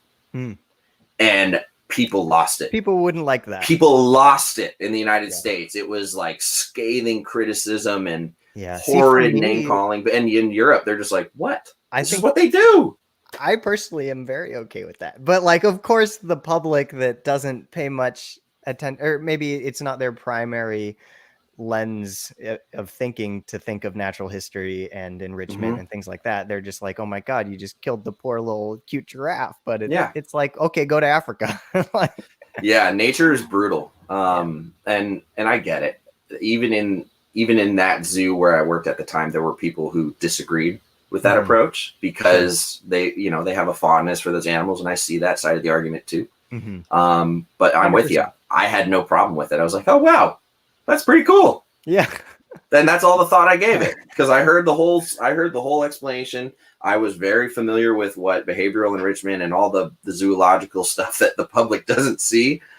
I'm well versed in all of that. So when that happened, I was like, well, that's fantastic, because those lions got to do some really natural hunting, dealing with carcasses. Like in zoos that don't do live feeding, carcass feeding is sometimes controversial, but there are butchers that will get clean USDA, FDA, whatever approved, like sheep or goats or whatever. And I've participated in hanging sheep carcasses up for our lionesses to go get after. And it's amazing to watch them like carry a carcass around. And then you have the hierarchical display of like who gets first, and some chasing and some stealing behaviors. That's and like super one cool. of the females hiding, waiting to like steal some food because it wasn't her turn.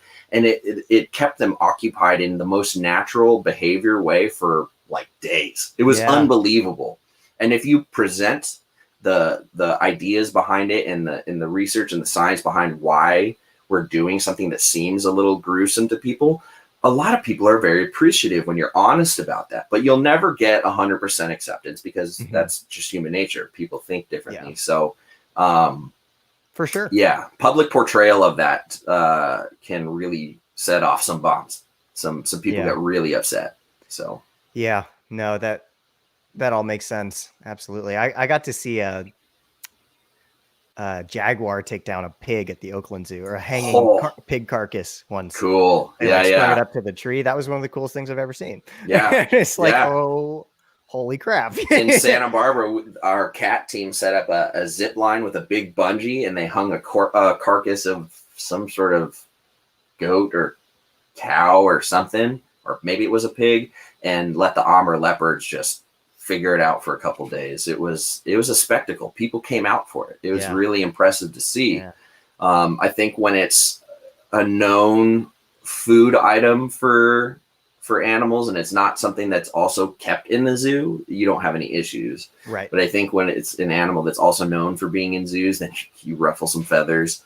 But there's logic behind it. I mean, they're not just doing it willy-nilly without a second thought. So, but it's good for the animals. I mean, I've seen Komodos grab wild squirrels running into the LA Zoo exhibit that weren't supposed to be there, and that animal had a blast. You know what I mean? And there's ways to do it. I've seen at St. Augustine Alligator Farm in one of their vulture exhibits, they made a fake zebra carcass with exposed rib cage and stuff, and it looked like it had just been killed. And they throw, controlled diet in there, the meat and things, or rodents or whatever it is they're feeding them, and it looks like the animals are tearing out a carcass as they would in the wild. So there is some value to the experience, but there's just a lot more that we can think about and do to keep our animals just a little bit more stimulated. And I think getting rid of the taboos of like feeding non-predictable prey and natural things like bird and fish and other reptiles, I think it's beneficial for sure. 100%. Riley. Yes. Can you fly solo for like 30 seconds? Yes. I'm so sorry. Coffee calls. Yes. Nature calls. Speaking of nature, let's see. All I'm thinking about is the Jurassic Park scene with the Velociraptor. Yeah, I mean, monitors are the closest thing to giving you that exact sensation. And watching a monitor do something natural with a big piece of meat or some carcass is also something that is really enriching and really cool to see. And there's merit to how you deliver food and muscles they work out for getting to rip like a big carcass, like big alligators and crocs, having them get to tear stuff apart works their neck muscles really well. Even with herbivorous animals like Aldabra tortoises, Galapagos, sulcatas, we have a habit of just feeding them down on the ground. But these animals also will pick out low-hanging fruits and trees that have, grown up, and they're, having them reach their head up for like maybe a ball that's hanging with a bunch of food shoved in it is not only enriching for them, but it's beneficial for their neck muscles to practice going up like that. The exercise they get, instead of putting them on flat terrain, give it some texture, make them work. And so I think with snakes, it's really difficult to get that feedback physiologically because they're so linear and sometimes not expressive. And we just have to kind of get creative with the textures we give them, the scents we give them, swapping out bedding, doing all these different things that stimulate either their olfactory senses or their tactile senses, things like that. It's kind of hard to think of sometimes at first, but it doesn't have to be complicated. Alex Oliver asked, do you keep any tiger rat snakes? No, but I find those snakes to be really, really cool and fascinating. Everybody that I see that shares them, which isn't a huge group, those are really neat. They kind of remind me of like puffing snakes or a lot of the boiga and things that Dan Malari brings in and stuff. So that's a really cool colubrid. I'm a new man. Yeah. 1 gallon lighter in weight too, huh? Yeah. Woo. So, I was just talking about how sometimes it can be difficult to conceptualize enrichment ideas for snakes because they don't give us the same behavioral feedback all the time as other things that are more expressive, things with legs, things with blinking eyes, vocalization, ear movement. Yeah. So they do not emote for us. Reptiles are really difficult to enrich. And in zoos, it's so crucial to have some sort of enrichment program. And it's mandated by AZA for things like primates, elephants, big cats, a lot of birds, things like that. And it is emphasized as important in reptiles, but most facilities understand that with an extensive reptile collection and the difficulty of what's available, sometimes it's kind of just not discarded, but it's not emphasized as much. And that's just, it really depends on the individual. If you have somebody who's really ambitious about it, somebody who's like enrichment focused all the time, they'll come up with it. It's always possible. I've seen people train poison dart frogs to go into little, cubicles, for example, for a fruit fly based on a trained behavior. I mean, I've seen crocodilians target train and you get some energy out that way. I've done plenty of target training with a lot of animals. And sometimes it's for my benefit and my safety, but sometimes it's just to give them more activities during the day so they're not gonna be sitting there and then develop stereotypic behaviors like pacing or things like that. This is exactly the stuff that I'm learning right now for the school. And it's so cool because you've like lived this life, right? Like I'm just learning about all the theory of AZA and zoo science and whatnot, but like you've done this, right? So to hear you talk about all that, it's really cool because like I just read a paper that was like a lit review about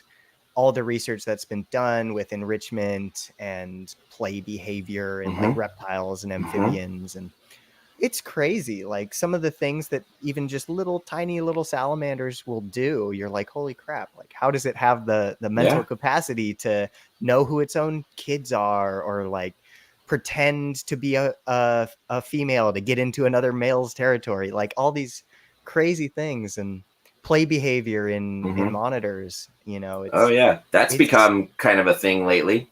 I've seen a lot of people posting videos and examples of their monitors playing with like toy balls and certain objects, and it gets tricky because you have to define play. Play versus trying to eat it, which is very fine line with monitors. And it's like there's what we think of as play as mammals, and then could you also just say that play is anything that doesn't have an ecological purpose, right? Like you have to define your parameters when you're studying that and trying to quantify it. But I mean, even to the untrained eye, you can perceive some of what's going on without having a formal education in it. But once you have a formal education in it, you really understand that like, okay, what you're referring to as play is not play. That's a natural behavior that it would exhibit because that ball is pink and it looks like a flower that iguana wants to eat. And it just happens to be too big for it to actually consume. So as it's going and biting it, you think it's playing, but you're just confusing the animal thinking it's getting food. So our assessment of it is also crucial. Exactly. And even some of those stereotypical behaviors it can be interpreted as play when really it's actually like more a symptom of stress, deprivation and stress. That's a big thing with bears in zoos, elephants in zoos, and primates. Like huge focus on all of that just because we are so in tune with their expression and their social nature. It's absolutely paramount to their well-being. With snakes, it's really challenging because they don't always respond to new objects put in there, but you can play with some of their natural history. For example, our big Burmese python in Santa Barbara, used to have the zoo camp kids make big boxes or hollow out a pumpkin or something big, and then throw scent like fox lure or deer scat or some of these manufactured scents on there, and just put it in his enclosure and watch him figure it out and utilize it and explore it or crush it or pee on it or whatever. And you do that, and you just have to play with their natural history. Understanding the enrichment of how you can enrich a species, it all boils down to what that animal's natural history and behaviors are. 100%. And then the other side of it, which I found super cool, we had a professional come in and who does a lot of speaking at zoos and things. This is his profession, is in enrichment. One of the things he talked about was acute stress can also be enriching, especially when you're talking about certain animals that live their life kind of on high alert. Right.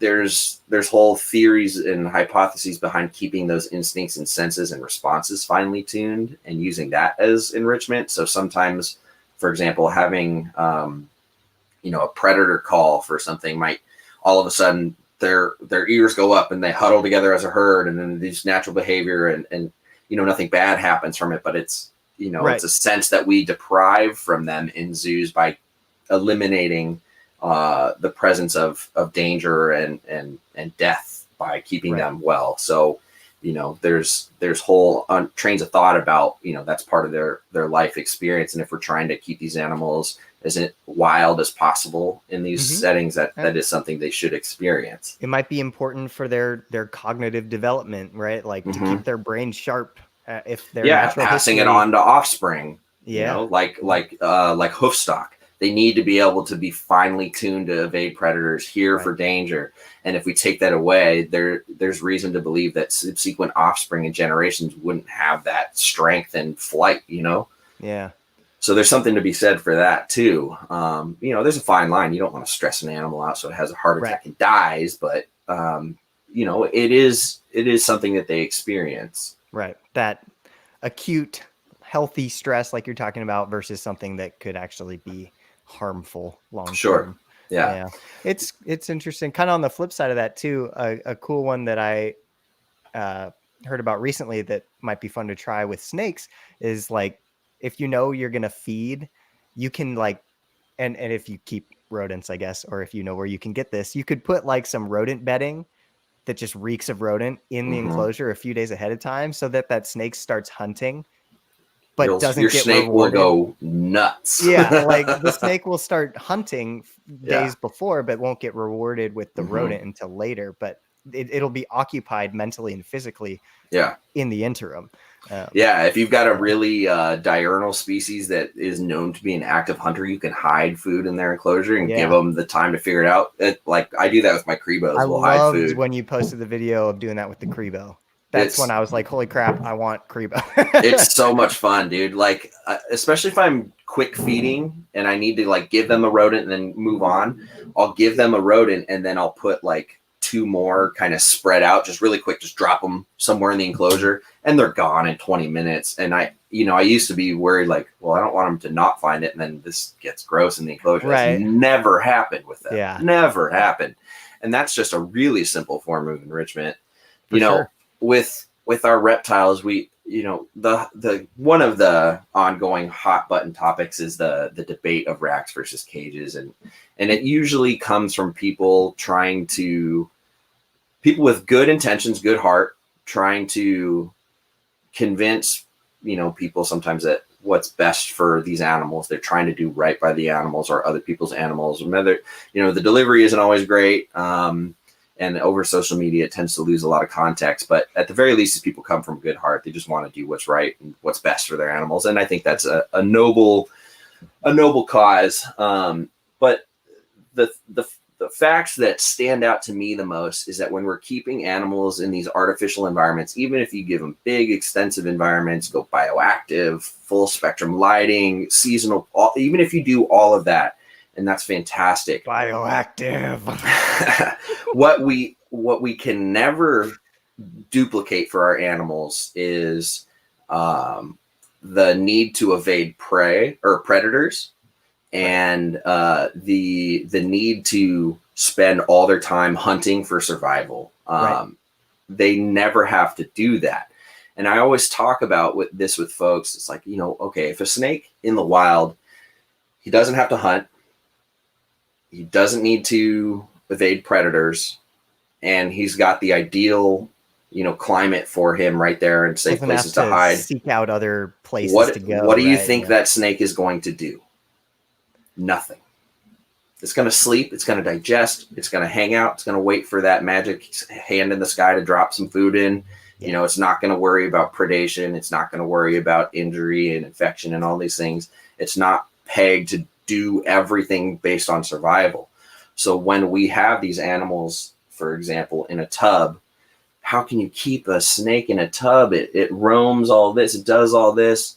Well, not when it's not evading prey or predators and having to hunt, because we do all that for them. Now, there is something to be said for the exercise of animals and making sure they have good body tone. But even and condition. in a cage, like in that There's same only so much you can Woma do. paper, like they tracked the Woma in like 2 days traveling 1/3 of a mile between burrows, right? Like you're not going to replicate that in an 8-foot cage either. No, no, never.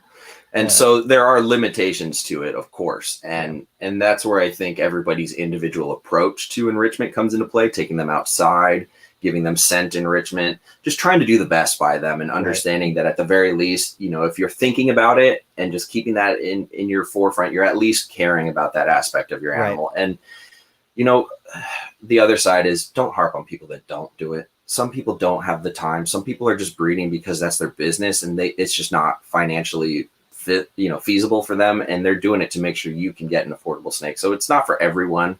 There's, there needs to be some understanding. It's okay if people don't do it.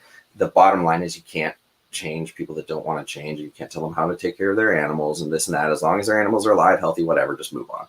That's my little asterisk there. For sure. Yeah, and that's why I really like the controlled deprivation concept, right? Mm-hmm. Which is kind of just acknowledging, like, no, it's never going to be the wild. Right. You're never going to even approach close to the wild. Yeah. So really what is more useful is thinking about it as controlled deprivation, right? The animal's going to be deprived, but you're in control of how much, and you can take things like natural history into account, enrichment opportunities, to make it the least deprived it can be given your situation and what you have to work with. And like I say, every time we kind of talk about the rack thing, is like, a rack doesn't have to just be paper in a water bowl if you're concerned with this type of thing. Like if you want to provide a less deprived environment, you can put everything you would put in a cage, except maybe human the UV hides, thing, dirt, plants. UV hasn't caught up to the tricky part, small, but it will. I guarantee it. We keep talking about it. We'll eventually it'll happen. But you can pimp out a rack, like you absolutely can. And I don't know. I think that really it needs to just also be kept in mind that a cage can be a super deprived environment and a rack can be an enriched environment, and vice versa. They're boxes. It's just a matter of what you put in the box. It's a box regardless of what it looks like and the materials it's made out of. It's a confined space, and sometimes the way it looks elicits different feelings from people. Like if it's super familiar to how they store their food, some people get offended by that. And in that vein, like I don't support racks over cages or cages over racks. I support like thinking of each animal's natural history, and on an individual basis, and giving that animal what it needs. Like we don't have to think of it in terms of one over the other. It's like, what is this snake? What does it do? And how can I best provide for it? Yeah. Dave Kaufman actually just had a video come out the other day, and he was at Jeremy Turgeon's place out in New Hampshire. Jeremy Turgeon is Brassman Reptiles. He works for Nerd. He's a manager there, and he keeps an eclectic variety of snakes. And he had an animal that was, oddly enough, a weird hybrid. It was a Woma jungle carpet mix. It was wacky looking, but I would say it was probably 2 inches in diameter and maybe a 4.5 foot snake, right? Probably would do really well in a 41 quart or bigger. And he opens a 6 quart tub maybe it was a 15 quart, but it's a small tub. And this thing is crammed into its water bowl in a small little ball. And he begins to explain that this animal really does not like anything else. He's tried putting it in larger enclosures, more appropriately sized, and it goes off feed. I have a jungle that does the same thing, although she's not that big, but it's something to be said. Years ago, when I was still keeping jags, I had this beautiful jungle jag that I got from my friend Ryan Dumas of Rad Reptiles. I don't think he works with jags anymore, but anyway, I wanted a jungle jag. It was my first one. And raised her up for a couple of years. And by the time she was of appropriate size to go into a 4-foot cage, I moved her. Mm-hmm. She instantly went off food, high stress. And part of that is the jag sensitivity. I tried keeping her going, getting her comfortable, more hides, different prey, things like that. And she crashed. And so I put her back in a rack, and she continued to crash after that. She didn't make it. She died from the stress of going into a cage. Yeah. Ultimately. I mean, you hear these stories, it's not rare that some animals just do better in a rack. It happens. And they've done experiments in my lab before I joined where they had the super fancy naturalistic enclosure connected to a typical sterile paper plane enclosure, right? And then and then your turn. And compared where those animals chose to be, right? Equal opportunity on either side. And I would have to go back and double check to give you the precise results, but there were animals in that group that just preferred the sterile side, right? Like that, it just goes back to the point that there are generalizations we can make about animals that apply, right? Like on a species level, but in every case, you have to look at the individual, and every individual is going to be different. They aren't, robots. Like a woma is not a woma. Like they are individuals. And so that has to be kept in mind as well. That was so fast. I'm speed demon. Very good. But yeah, just talking about how each animal is an individual. And if you gave every animal equal opportunity to choose a naturalistic environment or a more conventional sterile keeper environment, you're going to have some animals that pick both. Mm-hmm. It's just that's the way it is. Yeah.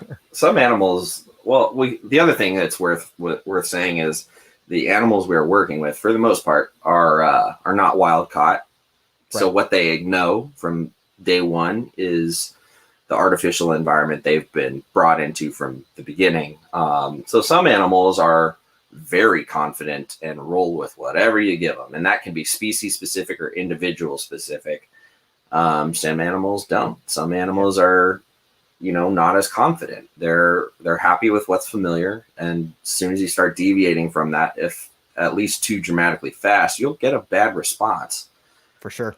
And it's every animal's individual personality. And then within the species, there's kind of like a subset of normal personalities, but there's always exceptions to the rules because these rules are made by people. Animals are just what we're quantifying these rules around. And sometimes we don't have it all figured out. And it's perfectly encapsulated by that comment there. Yep, exactly.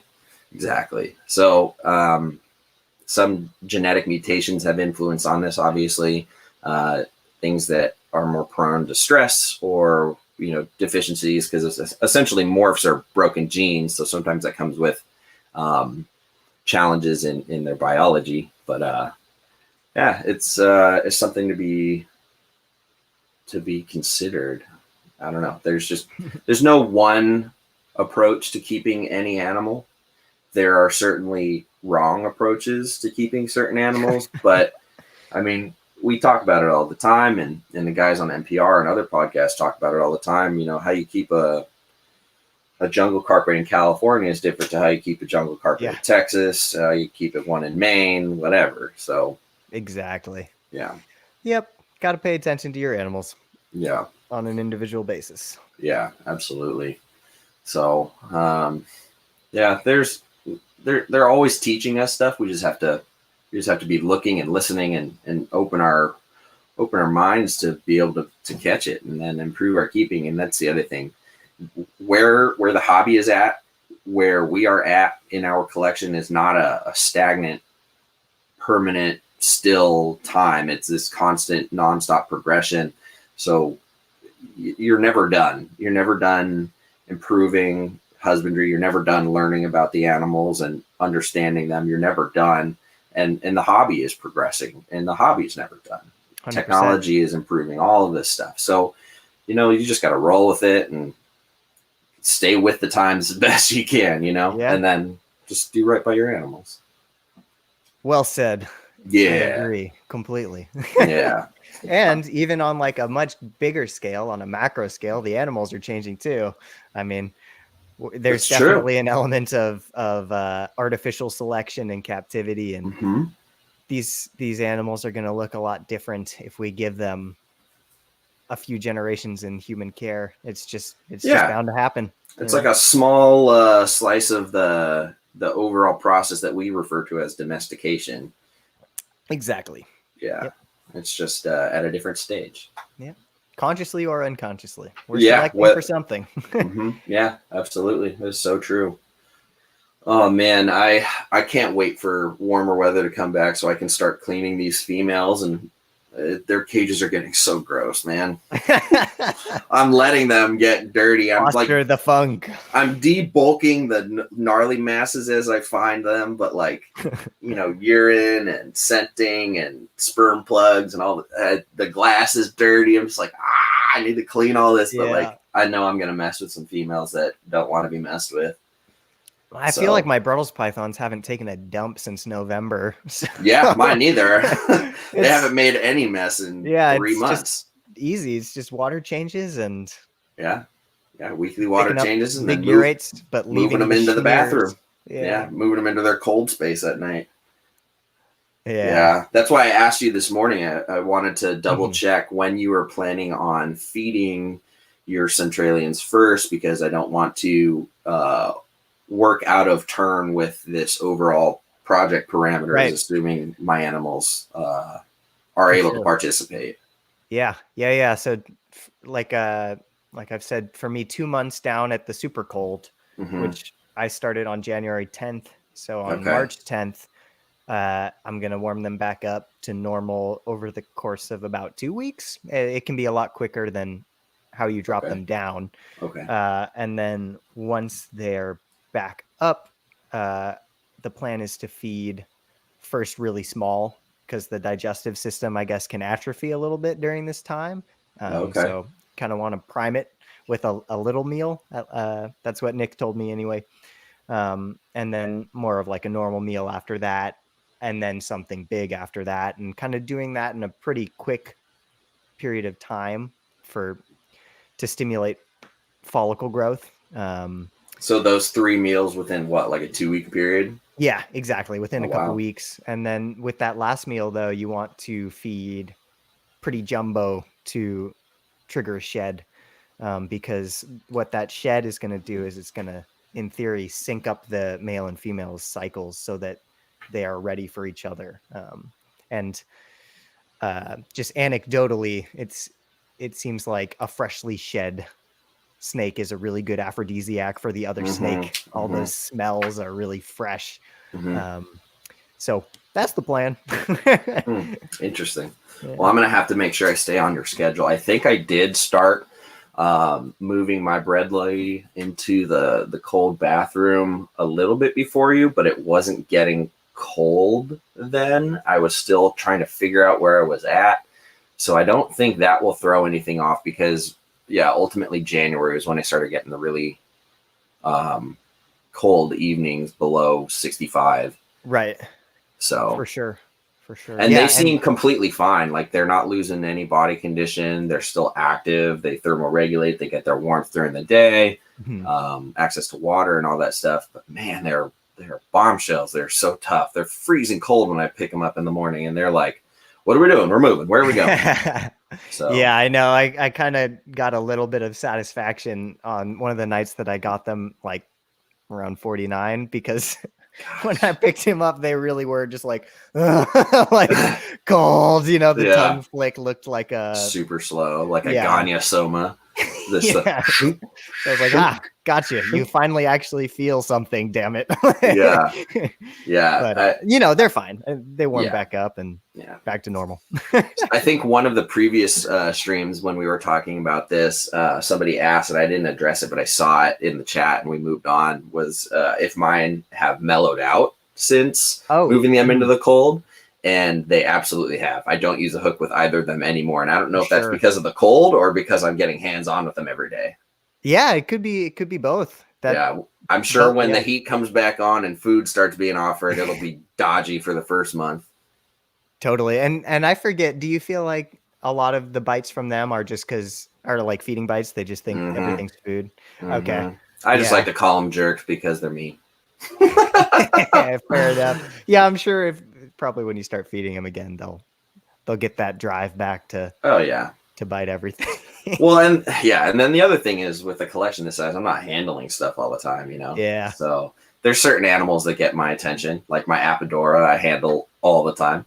Mm-hmm. He's a sweetheart. Well, that's one that you're definitely going to want to have be a sweetheart when it's giant. Yeah, I actually have been treating him like a monitor lizard as far as my socialization approach goes.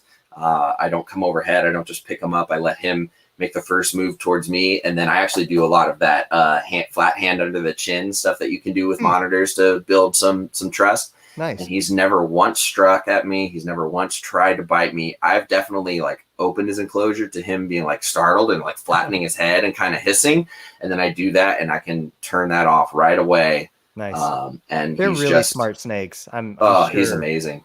I'm sure that he's learning like what you're about, you know. Yeah, even when food's present in the room, he's not snappy. He's very calculated. Very cool. Yeah, that would be a species I would be really curious how they respond to target training and things like that. Just because they have such cognitive ability. I bet you they would excel at that for sure. So too. Yeah. Yeah, that would be, well, I'm sure if they become available, you know, down the road, somebody like Lori Torini would be excellent to put them to the test. There's another grad student in my lab that is working with Lori on a thesis around training false water cobra. So I'm really excited to see what her findings are. Dude, falsies are the new MBKs. Yeah, right. Yeah, I remember when you used to be able to get a falsie for $2 to $250, and that was within the last 10 years. And now they're, you know, I was talking to somebody about this the other day. He was saying that kind of average price on just kind of average grade animals is anywhere from like $350 to $400, and now the high yellows and hypos are $500-600 plus. Yeah, I think you could probably attribute a lot of that spike to Snake Discovery and Clint, right? They both have falsies that they featured pretty prominently. Yeah, I see them cause hobby shifts very dramatically, even in a small way. Like when he did that video on the green skinks, the emerald green skinks, all of a sudden everybody came into the shop like the next day and bought all of the ones we had, like every single one of them. Yeah, I mean, their voice carries for sure, because even if it's not just the immediate audience, like when the immediate audience gets interested, they'll tell all their friends and like, oh, I want one of those, and then everybody wants it, you know. Yeah, it's great. It's an awesome phenomenon to see going on right now, because there's so much positive benefit and exploration of all these obscure species. For sure. Yeah. So. And I feel like those two folks specifically represent him pretty accurately, because that's the danger is if you pass on misinformation to an audience of that size, then you run into trouble. Yeah. I think they're both pretty smart enough to know that their audience is huge and the impact they have. So they're just pretty straightforward and honest people with what they know and what they've experienced, and they just show it as they experience it. So it's they're good folks in the hobby, good positive influences. I've really grown to appreciate what they both do for the hobby, even though it's kind of not in the same vein as what I am, and it's not. I'm not really their target audience. No, it's not necessarily for folks like us at this point. Yeah, right. But it represents the spaces that we, you know, inhabit in a good way, right? Yeah. We talked last week about how people view the hobby, right? It's important, and people like them can shift that narrative a lot. Yeah.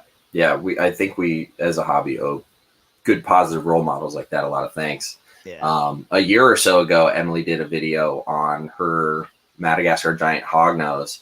And as much as I appreciate them getting, the just attention, I think that caused me 6 months of headache. Oh, yeah. Everyone's like, hey, do you have any hognose for sale? Hey, is that hognose for sale? Hey, you breeding hognose? Hey, do you have any baby? Like literally nonstop. And it still happens today. And I think it opens doors for people. I think it opens their eyes. But what is hard to convey over the internet, even in video form, is just how difficult it is to get some of these species, and the fact that some of them aren't established in the hobby. Right. And so it's not just like, oh, you can't just go order a Madagascar hognose. You can't just do that. Yeah. It's not a thing. You know, you have to have your ears to the ground and just know the right people who are involved and jump on it when the opportunity is available, if it ever is, and then hope that everybody else is working towards a good goal. Like, I'm constantly torn about throwing in the towel on my Madagascar giant hogs because so many other people know about them, and there's other people with pairs, and there's a couple folks finally breeding them, and space is always a premium around here, but like, I love them and I want to have more success breeding with them, so they're still here. For sure. I've almost sold them twice. So it's fun. Yeah.